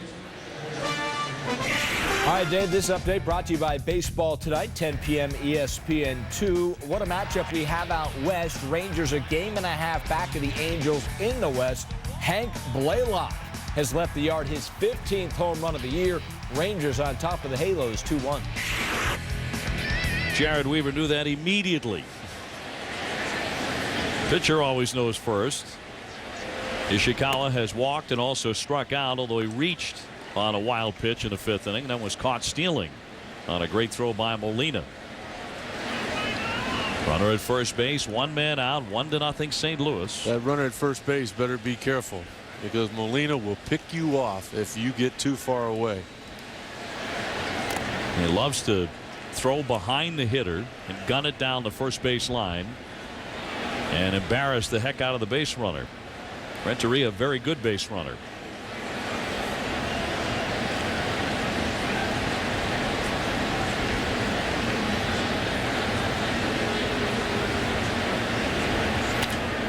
Flicked foul, and the count moves to 1 ball and 1 strike. Renteria is not going to steal a base anymore for you. I agree with you. He's a good base runner. He's intelligent. This is one of those spots right now where both managers thinking hit and run, wondering whether Bruce Bochy will put on the sign or whether Tony La Russa will pitch out. On a stolen base attempt, you wouldn't pitch out with Molina's arm, but on a hit and run, you might have to. Big hole on that right side with Pujols holding the runner, and that's across for a called strike. Adam Wainwright on the hill tonight, 27 years old, out of Brunswick, Georgia. Big Atlanta Braves fan growing up. He was drafted by them and later traded here in 2003. He was a terrific high school athlete there in Georgia. That one foul tipped and hung on to by Molina. And down goes Ishikawa. He strikes out. He has worn out the bottom of the K zone tonight with that two-seam fastball and the good curve. Take a look at it here. Look at how long it stays in the K zone, dropping right down below the swing. That's what you call an out pitch. His 6th strikeout. He's walked 2. Up to 80 pitches. Here's Uribe. He's 0 for 2, and there's the breaking ball for a strike. Here's where a lot of things go through your mind as a starting pitcher. Matt Cain in the on-deck circle, knowing that if Uribe gets on with a single, his night's probably over with. They're going to pinch hit for him. The bullpen for Bruce Bochy ready to go.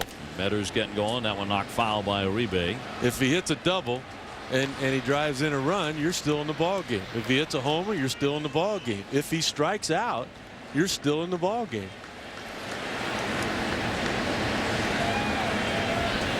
I've been there. It's almost like you think, go ahead and strike out. If you don't go deep, strike out and give me one more chance, and then they can hit for me. Maybe we'll get him next inning. The 0-2 pitch. That's strike 3. He does strike out. Bob Davidson rings him up there at home plate on the swing and miss. He did not hold it. And so Cain stays in. Number 7 for Adam Wainwright. He gets 2 in the 7th inning.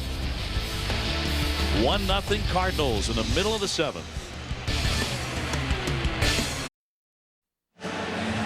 We thought it might be a very good night for the starting pitchers. Here's a look at the comparison to this point. Cain 85 pitches through 6. Wainwright 83 pitches through 7.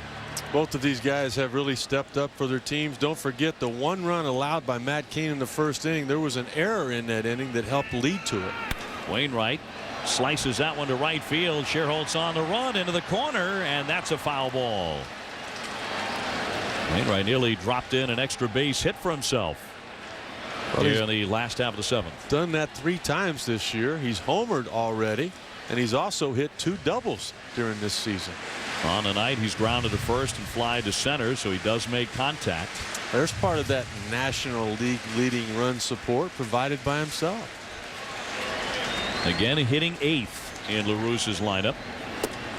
And then it's Brendan Ryan and Skip Schumacher.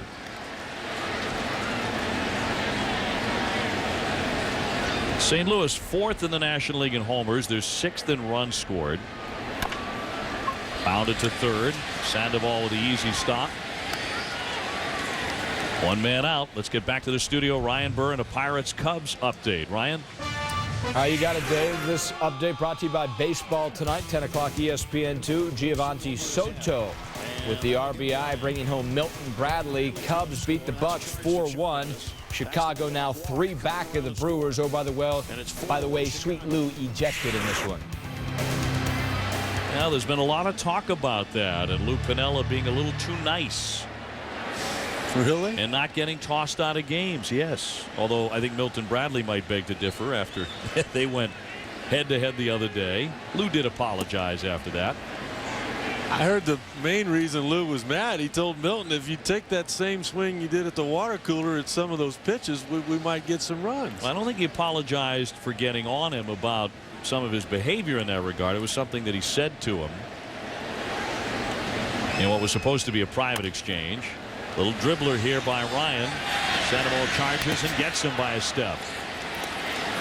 Sandoval with a catcher's build, and he is a catcher, still able to get to little bounders like that very quickly. That is a nice play. He's got quick feet. It was a real quick first step right there. He's able to come get it, and then there's a quick exchange there in his hands with an accurate throw.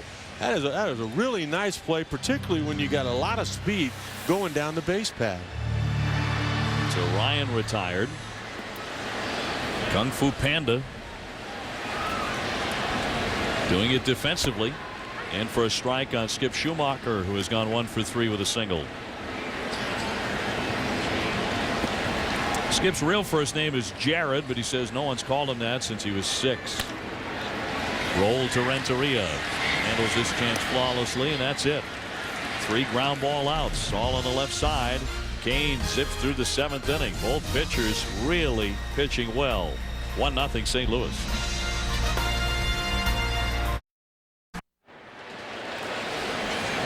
It's Wednesday Night Baseball presented by Smirnoff Ice from St. Louis. Giants and the Cardinals. Rick Sutcliffe and Dave O'Brien on this Wednesday evening, which has been dominated by pitching, but that man is now out of the ball game. Matt Cain has to be lifted because he is due to lead things off. Freddie Lewis will hit for him. So Wainwright pitches on. Lewis would seem to be a good selection here. He is 3 for 6 in his career against Wainwright. Take a look at the 24-year-old Matt Cain going for his 10th victory tonight. Stands to lose his 3rd ball game and 2nd consecutive unless the Giants can muster some offense. Little pop-up twisting foul out of play. Cain threw 23 of 28 first pitch strikes. The run against him was an earned run.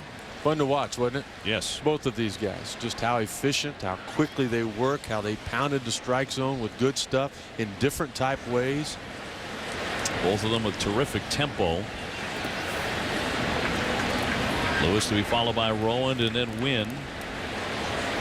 So Cain has to be pleased with his effort, but right now he is on the losing side of it and would take a defeat, which would be just his 3rd of the year, unless his teammates can get him off the hook in this road contest. 1-2 pitch. That one rattled foul. Freddie Lewis was the everyday outfielder out in left field early in the season for the Giants. Randy Wynn was playing in right, but when he started to struggle, all of a sudden it was Nate Scherholz that came along and took the job from him. Even with 3 for 6 against Wainwright, not good enough to get in the lineup. Fastball, that one missed at 93, according to home plate ump Bob Davidson. It did miss, and I give Bob Davidson a lot of credit. He's had a really good night tonight. That ball's off the inside corner. Molina trying to frame it.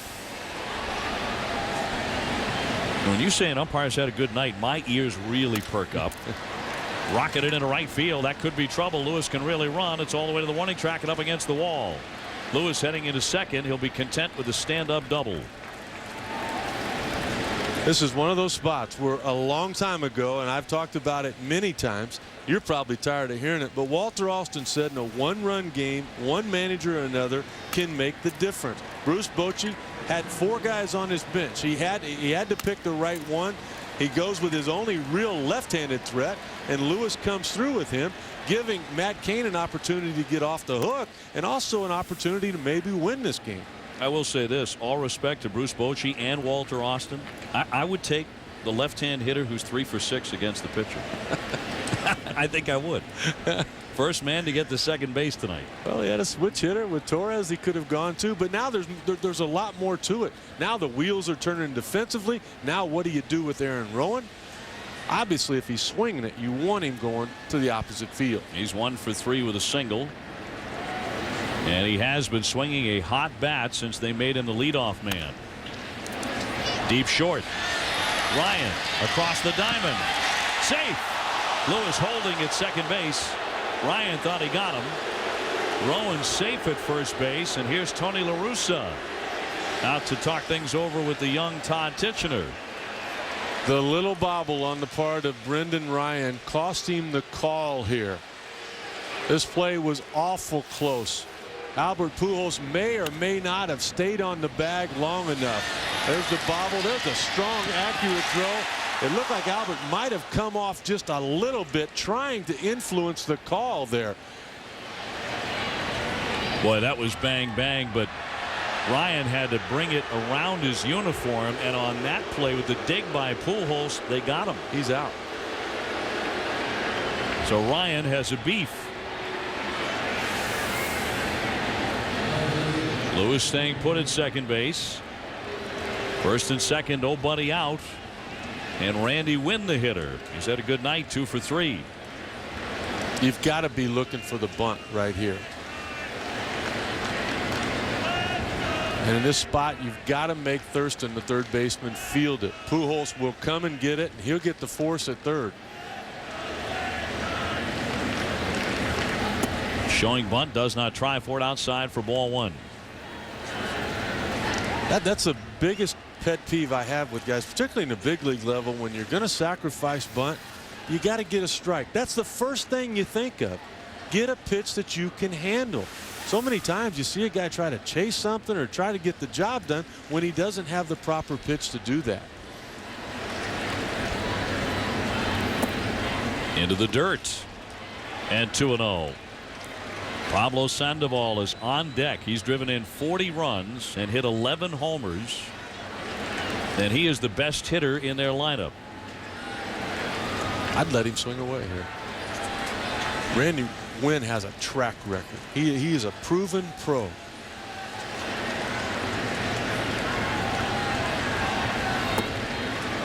That's a ball. 3-0. Easily you take now. Giants trying to break through on the scoreboard here.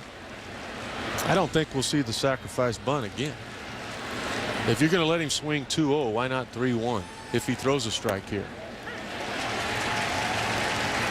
89 miles an hour fastball, nothing on it. I do not send the runners. By sending the runners with a 3-1 count, you force a hitter to swing at a close pitch. You want him swinging at his pitch here. A chance to tie it up with a base hit and put them in the lead with a double. And he will take ball 4. Very disciplined at bat there by Wynn. And that will load up the bases with nobody out for Sandoval. And Sandoval, sometimes his routine irks a pitcher a little bit, as he will skip out in front of home plate and do a little ground screw work. He's had 3 outs tonight, but all of them hit hard. Sometimes this rubs pitchers the wrong way. There's nothing wrong with that. Would that bother you? No. Yeah, that's just fun, which is what the Kung Fu Panda is all about. I said I wasn't going to call him that, but I just did. I guess some perceive it as some cockiness, but well, you know what? That's right there with being confident. And this young man has a lot of it. Reyes, the left-hander, getting loose. No place to put Sandoval. Lewis started the inning with a double. He's at third. Rowan a single. He's now at second. And Wynn just took ball 4. He's at first.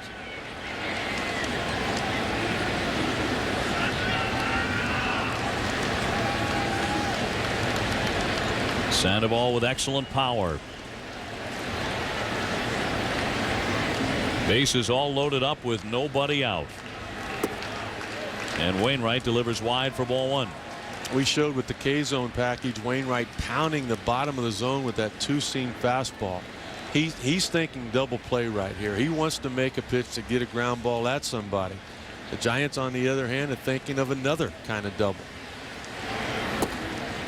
2-0. Well, he is approaching 100 pitches. Well, your back's kind of against the wall now if you're Tony La Russa. He hadn't given up a run yet. You don't feel like you can take him out, but you're starting to get the feeling that he's starting to feel it. Very dangerous hitter. And he cuts and misses. Still pretty good zip on the fastball at 93. He changed up on the fastball. He fooled Pablo there. It wasn't a 2-seam sinking fastball. It was a 4-seam straight one. You see how Pablo's swing was about 4 inches below that, looking for that movement. 2-1 pitch, fouled back, and all even now on Sandoval. If Wainwright can get a strikeout here. And what's he gotten most of them on tonight? That big hard breaking ball down in the bottom of the K-zone. Right now he's trying to regroup and just get a feel for that pitch, thinking on the outer half of the plate, worst case scenario, he gets that ground ball. but he's got to throw it for a strike or near the zone down. He struck out 7 in the game. 3-2. I don't understand that pitch at all. He's not pitched in all night. And they're in the biggest pitch of the night. He tries to throw his best fastball in. You're not going to hit that spot very often. Now you're right back to square one for me. His strength all night has been that sinking fastball. He's got to try to go back to get that ground ball. The 3-2. Swung on and missed. He struck him out. He got him with the big hook. He buried it, and Sandoval chased it. I think everybody in baseball would have chased that. What an outstanding call on the part of Wainwright and Molina. We'll take a look. He's not biting, trying to get the double play. The ground ball wouldn't chase. Here he chases a four-seamer. All right, could have been ball 3. Misses that pitch, had a pitch to handle. Now it's 3-2. What's he going to throw? Can't believe he would take a chance on walking in the tying run. He does that, but he gets the young Sandoval to be aggressive, and really the first sign of emotion from Adam Wainwright. And the confidence in Yadier Molina to throw the breaking ball, to bounce it in the dirt. Yes, yes. And you know what the key was? He didn't shake anything off. It was the first sign Molina put down. That's what's called taking charge of the game once it starts. Well, he's not out of it yet. Here's Benji Molina. 0 for 3, hits a towering fly to center field. Rasmus racing back, still back, onto the track, makes the catch. Lewis will tag up. And he is in to score, and the Giants have tied the game. Molina just missed clearing them all off with that stroke, but this one is even at 1-1 in the 8th. Tell you what surprises me more than anything here. Not Molina driving in a run. That's why he's hitting cleanup. He's got more RBIs as a catcher in the National League than anybody. Wanting something up, he got it, and he got the run in. But why Aaron Rowan wasn't tagging up here? You can see right there he's got the ball. He shuts it down. You want to get to third to where the go-ahead run would be only 90 feet away. Really surprised there. Here's Scherholtz taking a strike. He has struck out, fly to left, and fly to center. Rowan remained glued to second base.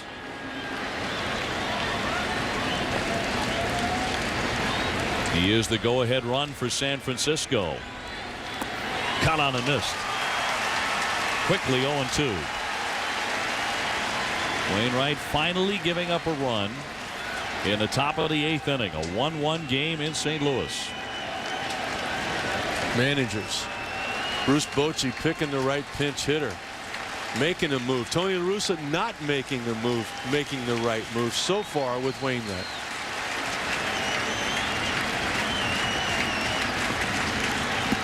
He struck him out. 2 big Ks in the inning for Wainwright, but he finally gives up a run. Matt Cain, by the way, is off the hook as far as the decision to the bottom of the 8th. We're tied 1-1. Sunday Night Baseball presented by Taco Bell on ESPN at 8 o'clock Eastern. It's the Tampa Bay Rays who really caught fire taking on the Rangers. And then on Monday Night Baseball presented by Holiday Inn, 7 o'clock Eastern, it's the Braves against the Chicago Cubs. Number of changes here for San Francisco. Freddie Lewis stays in the ball game. He will play left field. That will move Wynn from left field over to right field. And the new pitcher is the right-hander Sergio Romo. 5'11", about 190 pounds. Rasmus lifts a routine fly right at Lewis for out number 1 in the bottom half of the 8th inning in a 1-1 tie. You might not know a whole lot about the bullpen for the San Francisco Giants, but they have been very good. Romo, one of those guys, part of the mix in that 7th and 8th inning when you've got a tie game or the lead as we do now. Romo had allowed 4 consecutive first batters to reach base, so a good start for him to get Rasmus. But here is Big Albert. On the night, he has been intentionally walked twice, and he's also singled. That last pitch was just a dead yank out of the outside corner. Even Pujols hadn't done ever before what he did last night when he hit the 2 home runs, getting to 30 home runs before July 1st. You made in fact, before the All-Star break. Great comparison earlier with it looking like Barry Bonds a few years ago, the way they were going about him, not pitching to him. Only when they absolutely have to. More of that right now. Albert being over aggressive there, got caught one of the few times chasing, but that pitch was thrown by design to be a ball. By the way, the last player to get to 30 home runs before the All-Star break was Alex Rodriguez in 2007. That's a strike, although Pujols didn't think so. He argues with Bob Davidson a bit. I didn't either. Albert not real happy with any of the umpiring right now. The ball below the zone. It actually started out below the zone. The 2-2. Hammered into left center field. That'll fall for a base hit. So Pujols is 2 for 2. Nothing out of the yard tonight. But he is aboard here in the bottom of the 8th inning for St. Louis. You know, you get 2 strikes on him and you think you got him. Well, you really don't. Take a look here. That pitch was right down the heart of the plate. Albert squaring it up. On base all 4 times tonight, but has yet to score a run. Albert has actually stolen 9 bases this season. I was just thinking the same thing. If Romo is not quick to the plate here, even with the arm of Molina, he might try to run. That guy behind the plate is a deterrent, no question about it. Ludwig has singled, walked, and hit into a double play. Well, I blew it again. Talking about Bob Davidson. You know how he missed the last one? This is a strike. And you see him start to kind of raise the right arm, and then he balked. Can you jinx an umpire? Which I just did. I'm blaming you. 1 ball, 1 strike, 1 out in a 1-1 game. One of the better pitched games you're going to see all year. Seeing a lot of that this year with these 2 teams, both in the top 5 in team ERA. Shot in left center field. On the move, Lewis.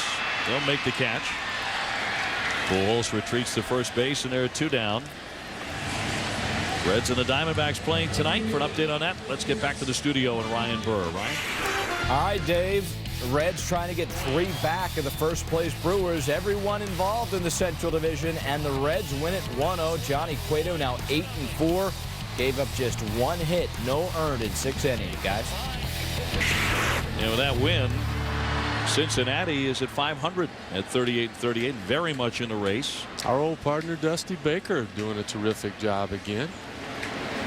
They got Votto back. That's a big get for him. In there for a strike on Duncan. He's hit into a double play, struck out, and tapped out to second. This would be a big get of an out here. To get through the inning with Pujols batting and not give up a run. Albert might be thinking about running here. He's got a little bit bigger lead. He's going. He takes off. Here's the throw. He's in. Stolen base. Number 10. That's a poor job there on the part of Romo. Albert Pujols taking advantage of a young pitcher, not a lot of experience. If you're not going to pay attention to me, I'm just going to go ahead and take this base. Look at him creeping off. Look at him leaning. All of the signs that he was going to run, yet Romo not recognizing any of them. So Chris Duncan, the pitching coach's son, can put the Cardinals back in the lead with a base hit here. 2 men out. And the 1-1 from Romo. Down and in.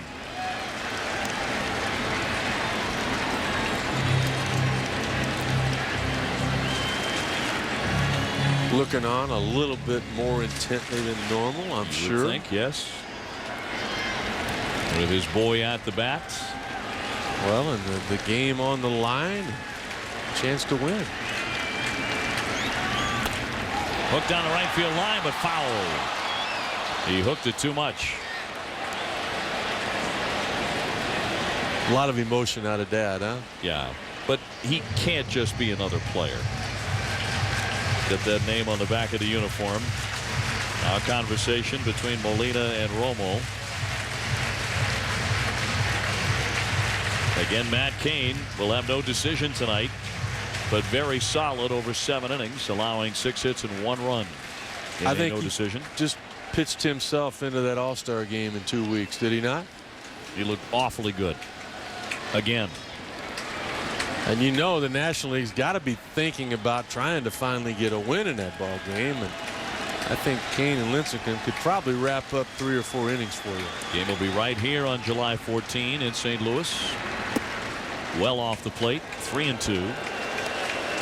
And if he walks him, Yadier Molina is on deck.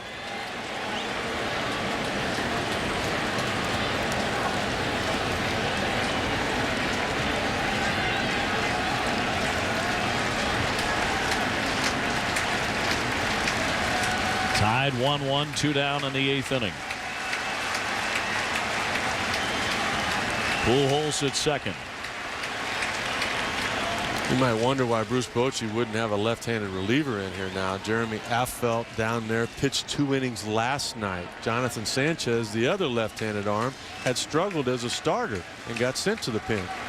3-2, and that one he just got a piece of and fouled it away.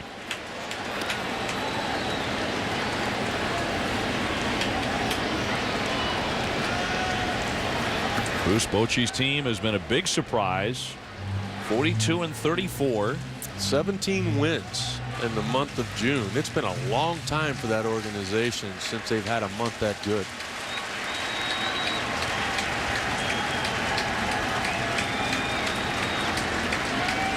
Romo sets. Pujols gets his lead. The 3-2 again, and it's outside for ball 4. Duncan is on. First and second with 2 away. And Yadier Molina getting his bat ready. 1 for 3 in this game. Well, and that bat has continued to get better. Came up because of his defense to begin with. Had an outstanding offensive year last year, doing the same this year. And a lot of that help has come from his teammate at second base right now. Albert Pujols moved Molina's locker to right beside his in the Cardinal clubhouse. These two guys communicate all the time in situations like this where Molina can drive in a run.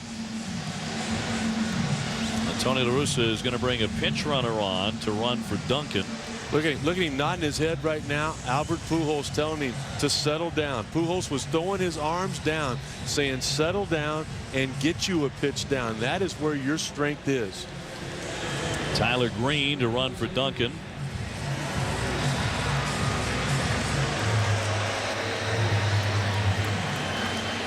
Molina's one of those guys that gets a little bit excited with his legs and his stride. He gets things going a little bit too quick. Pujols just reminding him right there in this spot, the pitcher's the one in trouble, not you. Molina, a .280 hitter. Chops that one to deep short. Renteria backs up on it. Close play. Safe. Everybody's safe.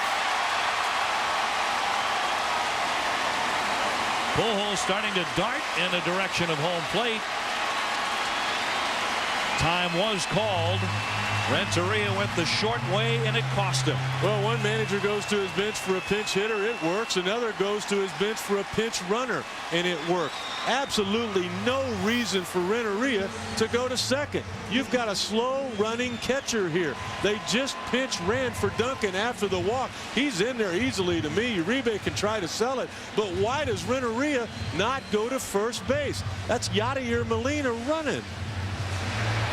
And you're right, La Russa's decision to bring a pinch runner in at first base winds up hurting the Giants. Duncan would have been out at second base. Yes, he would have, and Molina would have been out at first. Very surprising. Renteria with an error earlier tonight on a throw, and that's not going to go as an error, but it should. Fielder's choice. Here's Thurston. He's had a tough night, 0 for 3 with 2 strikeouts. He can make that all go away right here. He will take strike 1. Tied 1-1, but the base is all loaded up with 2 down in the bottom of the 8th. 293 with men in scoring position for the journeyman Joe Thurston.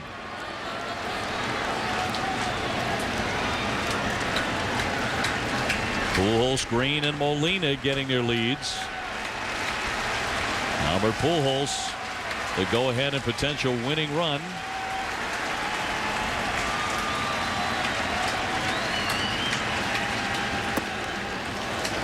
The late great announcer for the Cardinals, Jack Buck, with his call of "I don't believe what I just saw" with Kirk Gibson's home run.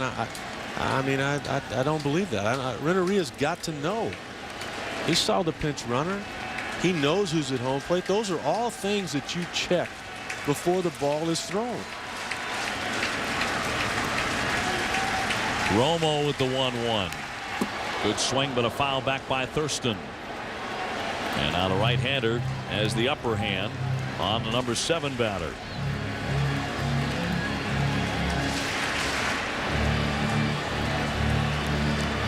You think they don't miss Troy Glaus right here? You want to know why they acquired Mark DeRosa? To be in this spot. Who is hurt right now, injured a wrist. I think he'll end up being on the DL. I really do. 1 ball, 2 strikes. All DeRosa can do right now is watch from the Cardinal bench. Check swing. He did not offer, and a count 2-2. This is awful close, and I'm really surprised they did not go to third base umpire Tim Cheetah to see if there was intent to make contact on that swing. So much of what has transpired in this inning for the Cardinals came off of the Pujols stolen base.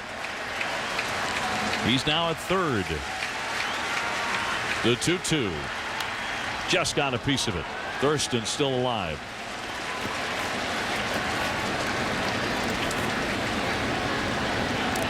Sergio Romo taking over for Matt Cain to work the first 7 innings. Edgar Renteria with a mental lapse. Romo with a mental lapse on Pujols, allowing him to go. Not a real well played ball game by the Giants. Fortunately for them, a very well pitched game by Matt Cain. Once again, the 2-2. That one fouled back out of play. St. Louis, a slumping team. They have dropped 7 of their last 9. Well, and the reason is offense and lack of it. They don't score unless Albert Pujols is involved in an inning, and this is one of the reasons. This is a hanging slider. You see that swing?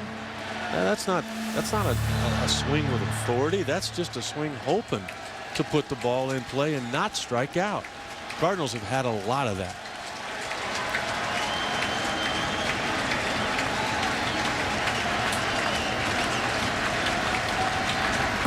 Cut on and missed. He struck him out. And that is out number 3. And the side is retired. They leave them loaded. Pujols stranded at third base. We go on to the 9th in St. Louis. Giants won and the Cardinals won.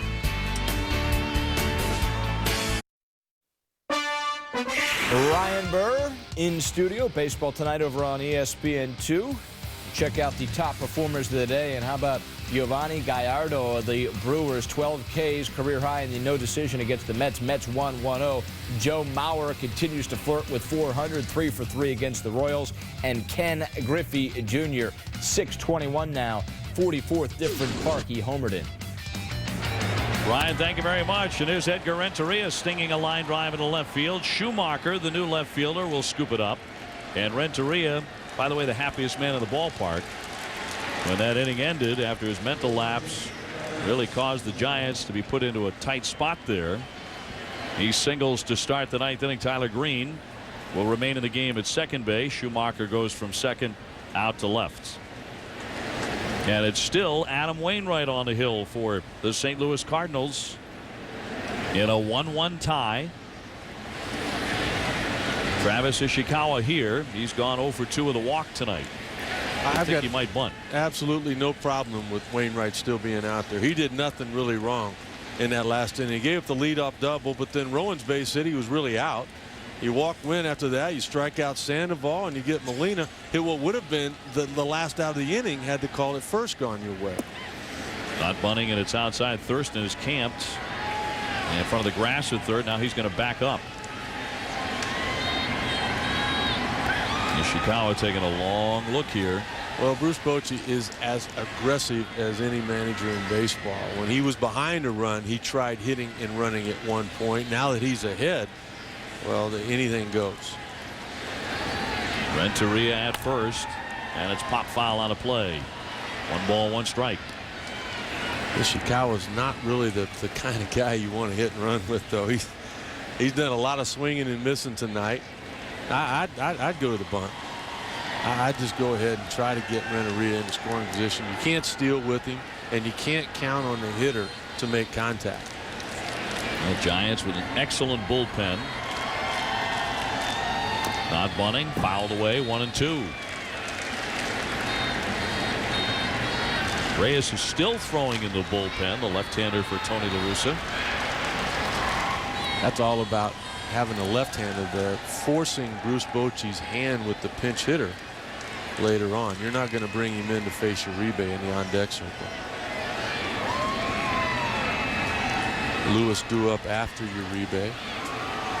Nice big right side hole for the left-hand hitter.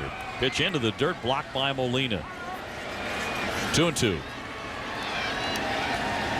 There's a not very well-known stat for catchers called giving away bases, a combination of pass ball, wild pitches, and stolen bases. I don't know where he ranks. I haven't seen that stat in a while this year, but he's got to be at the top. That's a base right there. He just kept the Giants from getting.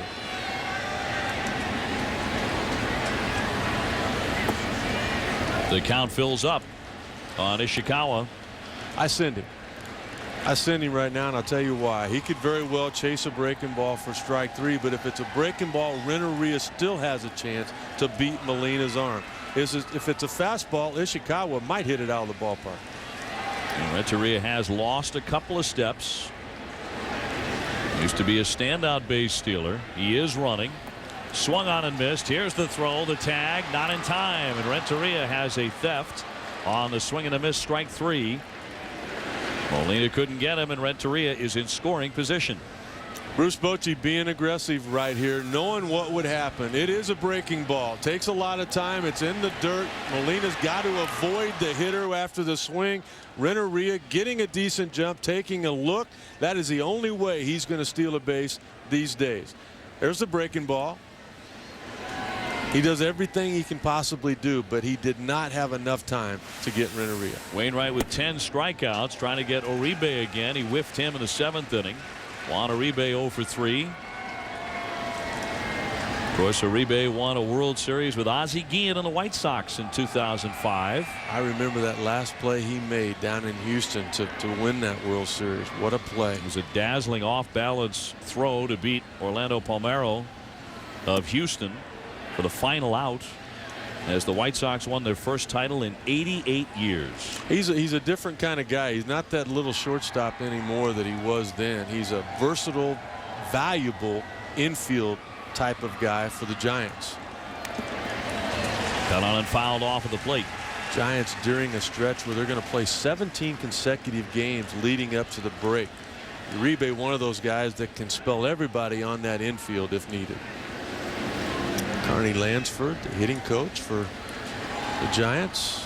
Look at that rotation. There's Zito and Randy Johnson. Still 1-2 on Uribe. It's going to be a tough spot for Tony La Russa. If Uribe makes an out, his left-hander's ready. There's a left-hander in the on-deck circle.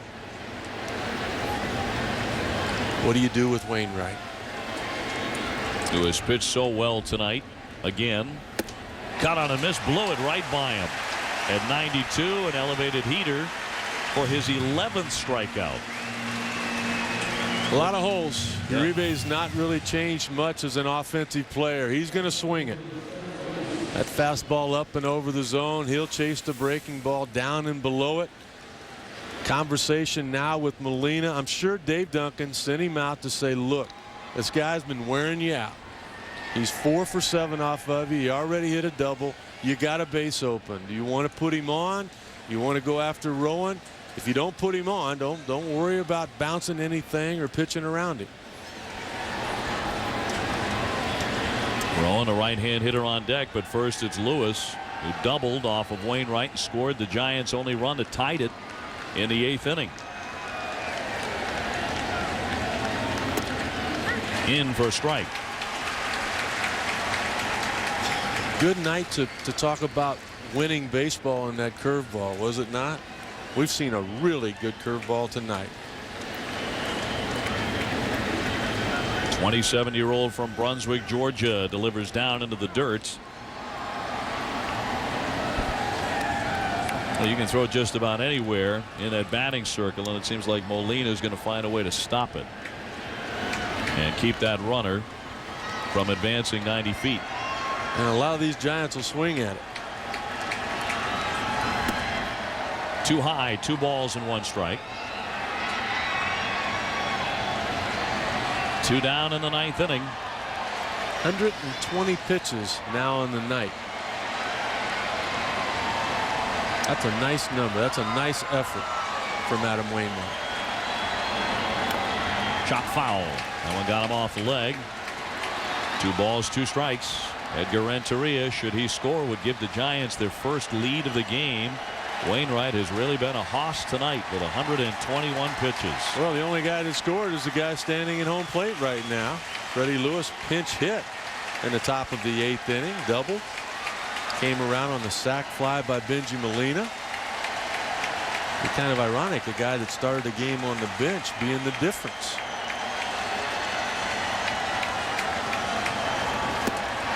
What a way to finish up his night. Assuming he's done. He's done. But what a performance by Wainwright. He strikes out the side in the 9th inning. A career high 12 Ks. He blows away Lewis, who had burned him earlier. Middle of the 9th, tied at 1.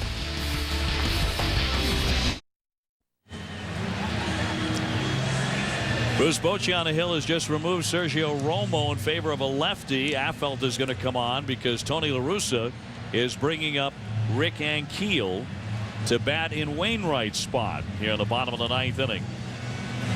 So Ankiel coming on. MLB.TV is the ultimate baseball experience, featuring 100 out-of-market games per week live on your computer. For more details, visit MLB.TV, where baseball is always on. So Affeldt coming on out of the bullpen, which has been an outstanding bullpen for the San Francisco Giants. It'll be his 35th appearance, a 1.48 ERA. It really has. He was a former Kansas City Royal. They tried him in a rotation. They tried him as a closer for a while there. That did not work. He is obviously well suited for this role. 2 innings last night. He pitched very well, as he has all year long. It's been a long time since they've scored on the Giant left-hand. Wainwright was tremendous as he allowed the Giants just 6 hits and 1 run, striking out a career high 12, and certainly ending with a flourish as he struck out the side in the 9th inning.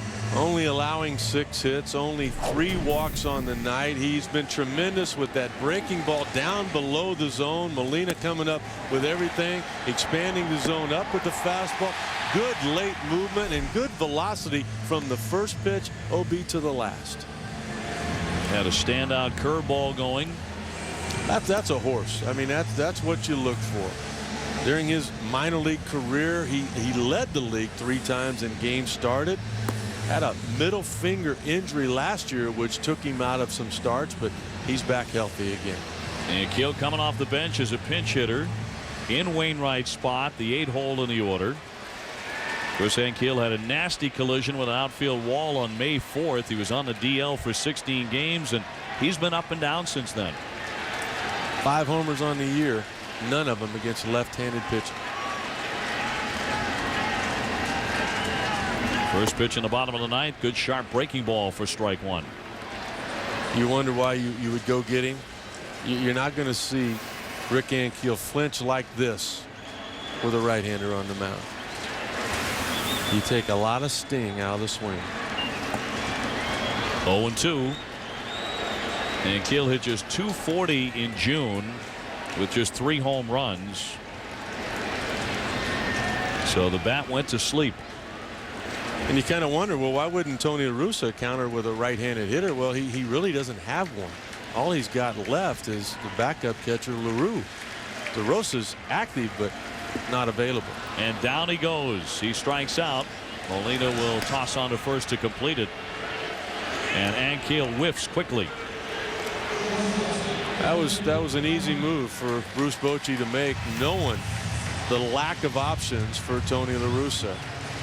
That's you know, that's why for the most part Rick Ankiel, the former pitcher, is platooned as an outfielder. So that'll send up Brendan Ryan, the shortstop. He has gone 1 for 3 with a single that hit way back in the 3rd inning.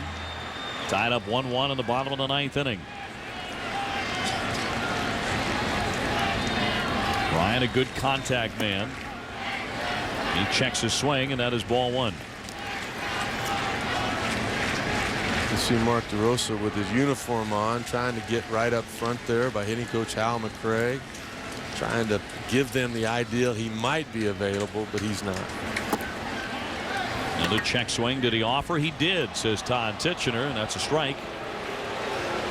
They count 1-1. Take a look. Finally, somebody asking to see if there was a swing. No question about that.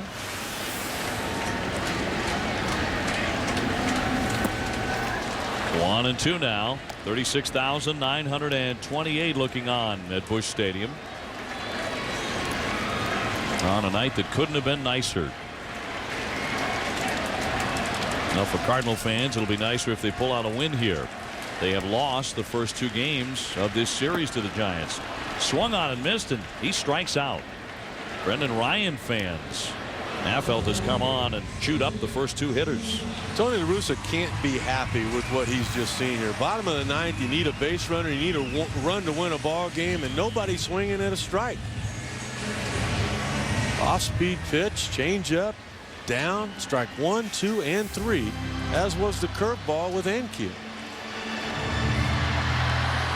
18 consecutive scoreless innings pitched for Jeremy Affeldt. And fires a strike to get in front of Skip Schumacher. He's 1 for 4 with a single. Look at that. 96 on the outside corner at the knees. We've seen a hook. We've seen the change.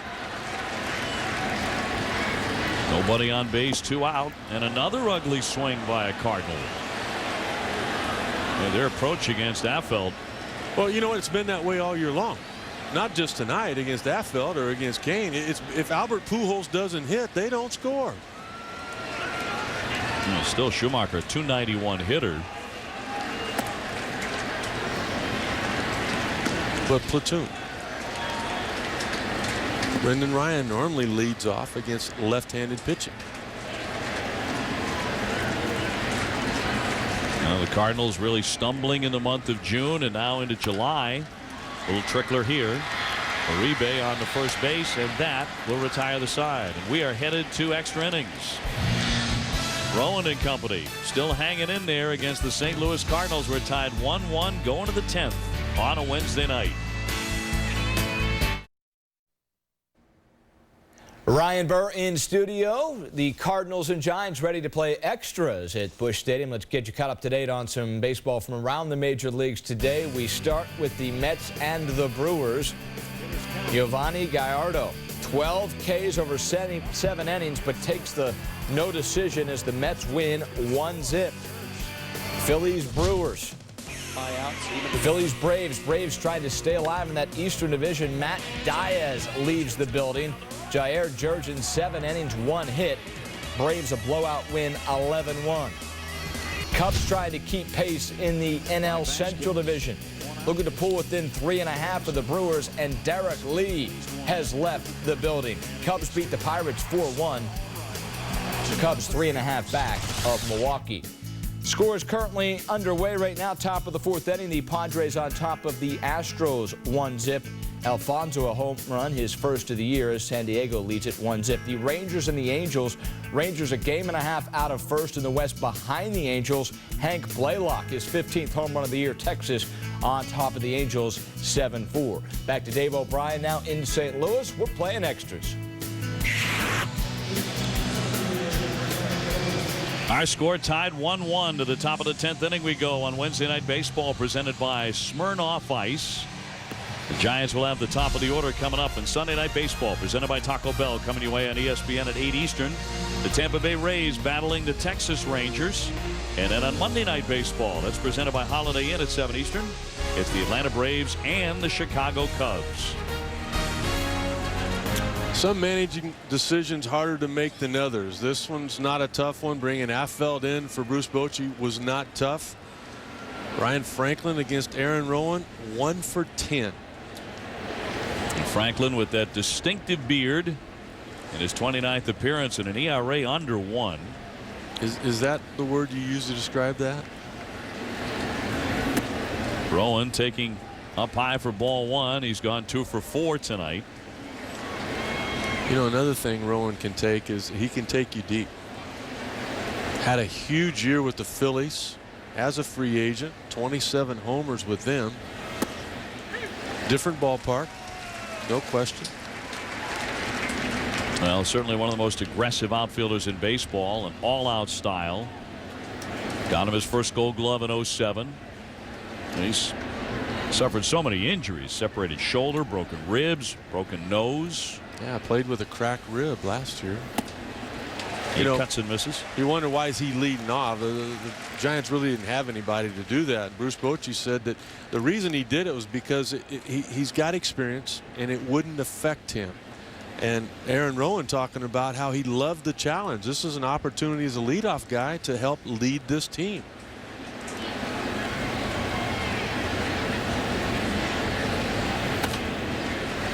Fouled away by Rowan. San Francisco, by the way, 4-2 in extra inning games, and the Cardinals are 1-3. How do you come up with that stuff so quick? I mean, we just got there. We don't even have an out yet. Well, I cheat.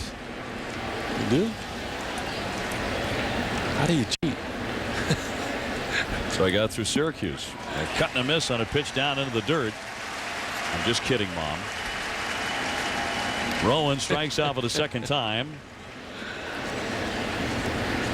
And Randy Wynn's had a little bit of success against Franklin. He's 7 for 25 off of the right-hander. On the night, he's 2 for 3 with a walk.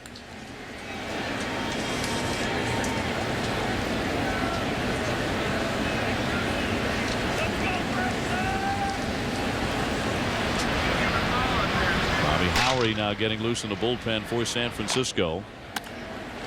Bounding ball right at Ryan. And 2 fast outs. That'll bring up Pablo Sandoval, who has had a quiet night at the bat.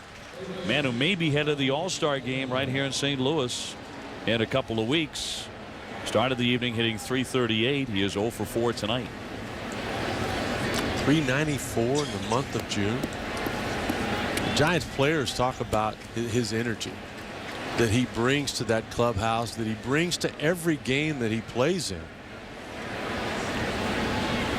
He grew up in Venezuela idolizing Omar Vizquel, his great countryman, and last August he found himself in the lineup playing third base next to the Gold Glover. And he said, one of my dreams was complete. I couldn't believe it. It was one of the great nights of my life. Obviously the high regard that he holds Omar and so many of his countrymen do.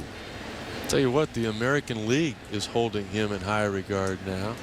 He wore them out to the tune of 400 in interleague play. Bases empty, 2 down in the 10th inning. That one floated foul up the right field line. If he reaches, Benji Molina would be next. A broken bat here for Sandoval, who hit nearly 400 in the month of June.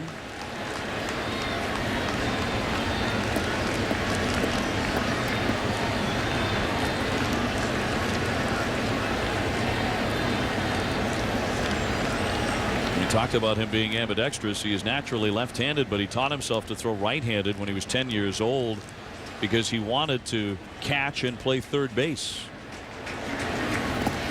Trying to check his swing. Did he? Tim Cheetah said he did. Well, a lot of teams would look at a player like Sandoval and go, body-wise, I mean, yeah, he's a catcher. You know, he's not that fleet of foot, but he's got, you know, that quick first step. He's got good movement. He's athletic. He's not going to beat anybody in a race down the first base line, but you know what? He's going to make all the plays at third base that he gets to. And he's built like the man on deck. Benji Molina swatted at and fouled away. Yeah, yeah. You certainly have a lot of catchers who have that athletic build. Jason Varitek, Joe Mauers. Also big, strong guys, but totally different body styles. Posada, same kind of thing. Well put together. And Pudge Rodriguez.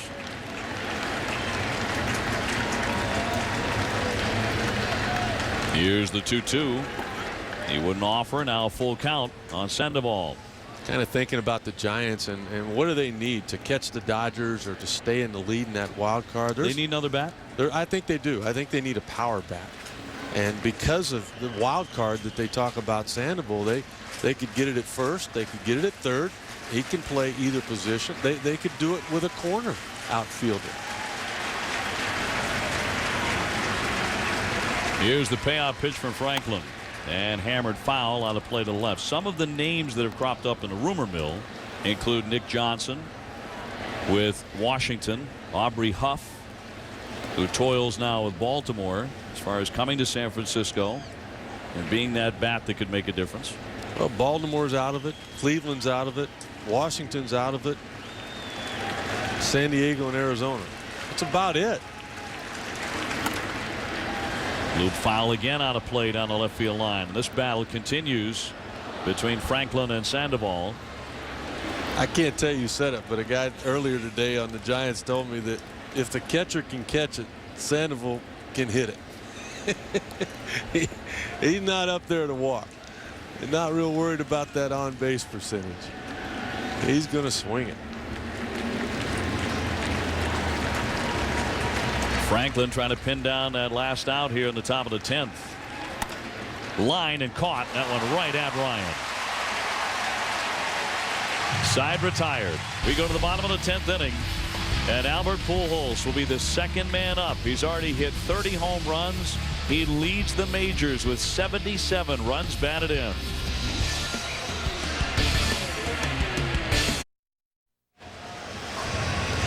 Well, that daunting figure in the on-deck circle is Albert Pujols. He will follow the rookie Colby Rasmus. Last half of the 10th inning, all tied up. San Francisco and St. Louis in a 1-1 knot here at Busch Stadium. Bobby Howry, who usually appears in anywhere from 70 to 80 games a year, coming on. Yeah, he does. His durability has been something that helped the Cubs the last couple of years. It's certainly helped the Giants this season, on for the 30th time. 35 years of age, closing in on 10 years at the big league level. Reminds you a lot of Mike Timlin in his heyday. That is a great comparison. That's a great comparison. So Bruce Bochy dipping into his bullpen in front of just under 37,000 here in St. Louis. And Rasmus tonight has gone 1 for 4. He tried to bunt his way on in the first inning, but he popped it up. He's also fly to center, singled, and flied to left. Diagnosed just a couple of days ago with a hiatal hernia. And that caused him to miss 3 ball games. Young left-handed hitter, and Howry deals, and it's fouled straight back for a strike. But both starters were awfully good tonight. And of course, Matt Cain, who started for the Giants, walked Albert Pujols twice intentionally. Each time with a runner at second base in the first and in the third inning. And Pujols, when he finally got something to swing at, has singled twice. So he's 2 for 2, waiting on deck. Quickly 0-2 here on Rasmus. All you got to do is think about what happened last night. Even though the Giants won the game, Albert Pujols, with 2 swings of the bat, provided 3 runs for the Cardinals. Albert with 2 bombs last night, both of them off of Randy Johnson. But Randy and the Giants won the ball game.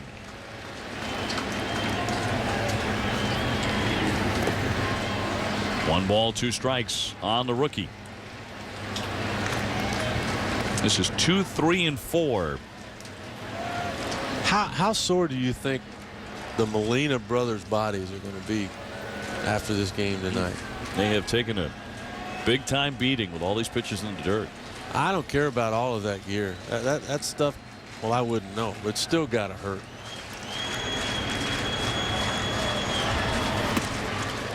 Two and two. Now, Howery is a very professional and very successful pitcher. But could your attention wander just a little bit to the on-deck area here? How could it not? You know where he's at. Popped up. That'll twist foul back out of play.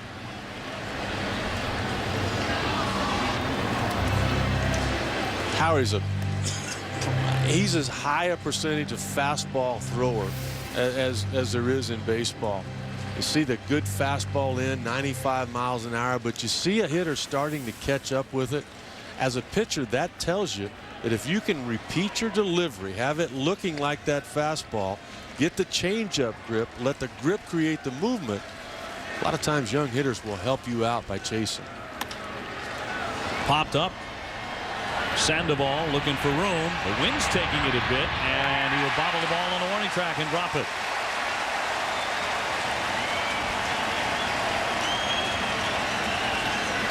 So Sandoval cannot make the play.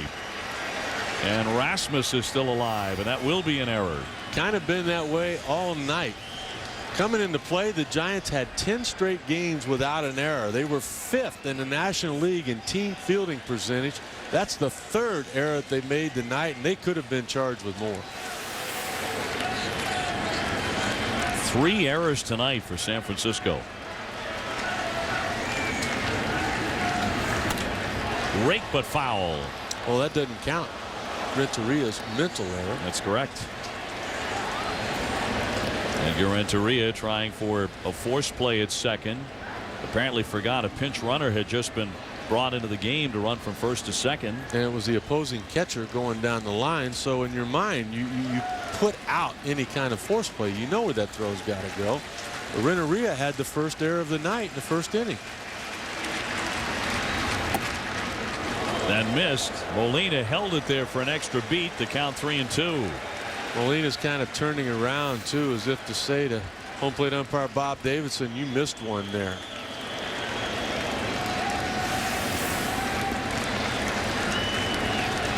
Howery with a grin, but that's gone quickly. And Rasmus with power. It's 7 home runs on the season. Here's the 3-2. There's a shot. High and deep, right center field. Back it goes. Back it goes. It is gone. This one is over. Kobe Rasmus, the rookie, touches them all, and the Cardinals win it.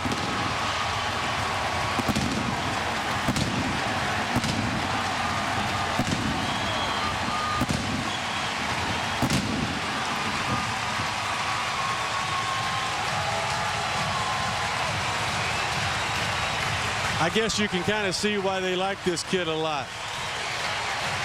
Not healthy all of last year. Given an opportunity this year, not 100% coming into the game tonight. He is able to hit a home run off of Bobby Howery in extra innings to send this crowd home ecstatic. OB, the night started for the Giants with a throwing error, and it ended with an error on Pablo Sandoval that gave him another opportunity. That led to both of the runs tonight for the St. Louis Cardinals. A sloppy night, but for Kobe Rasmus, a walk-off home run in extra innings at home, and the best moment of his young career.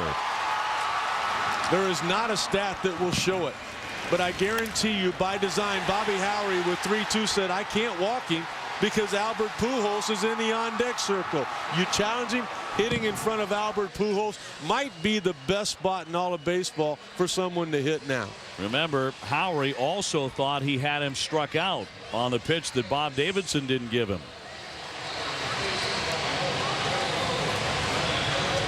And all Bochy can do is walk away disgusted. A 2-1 loser tonight to the St. Louis Cardinals, to win for the first time in this series in dramatic fashion. Well, Tony La Russa did everything he could possibly do. He used up his bench. He went to his closer in the 9th inning in a tie ball game. Not everybody does that. He threw Wainwright back out there for an extra inning. His pitch total was up around 130. I mean, he emptied the tank trying to turn around this losing streak the Cardinals have been on. He got it done. Colby Rasmus broke Bo Jackson's state record for high school home runs in Alabama. And here tonight at Busch Stadium at the major league level, he wins it with a walk-off homer. Coming up next on ESPN Sports Center. This has been a presentation of ESPN, the worldwide leader in sports. Along with Rick Sutcliffe and our entire crew, I'm Dave O'Brien. A dramatic win for the Cardinals on a 10th inning homer by the rookie Colby Rasmus. 2-1 the final. Thanks for being with us tonight here in St. Louis. Now it's time for Sports Center. Have a great night, everybody.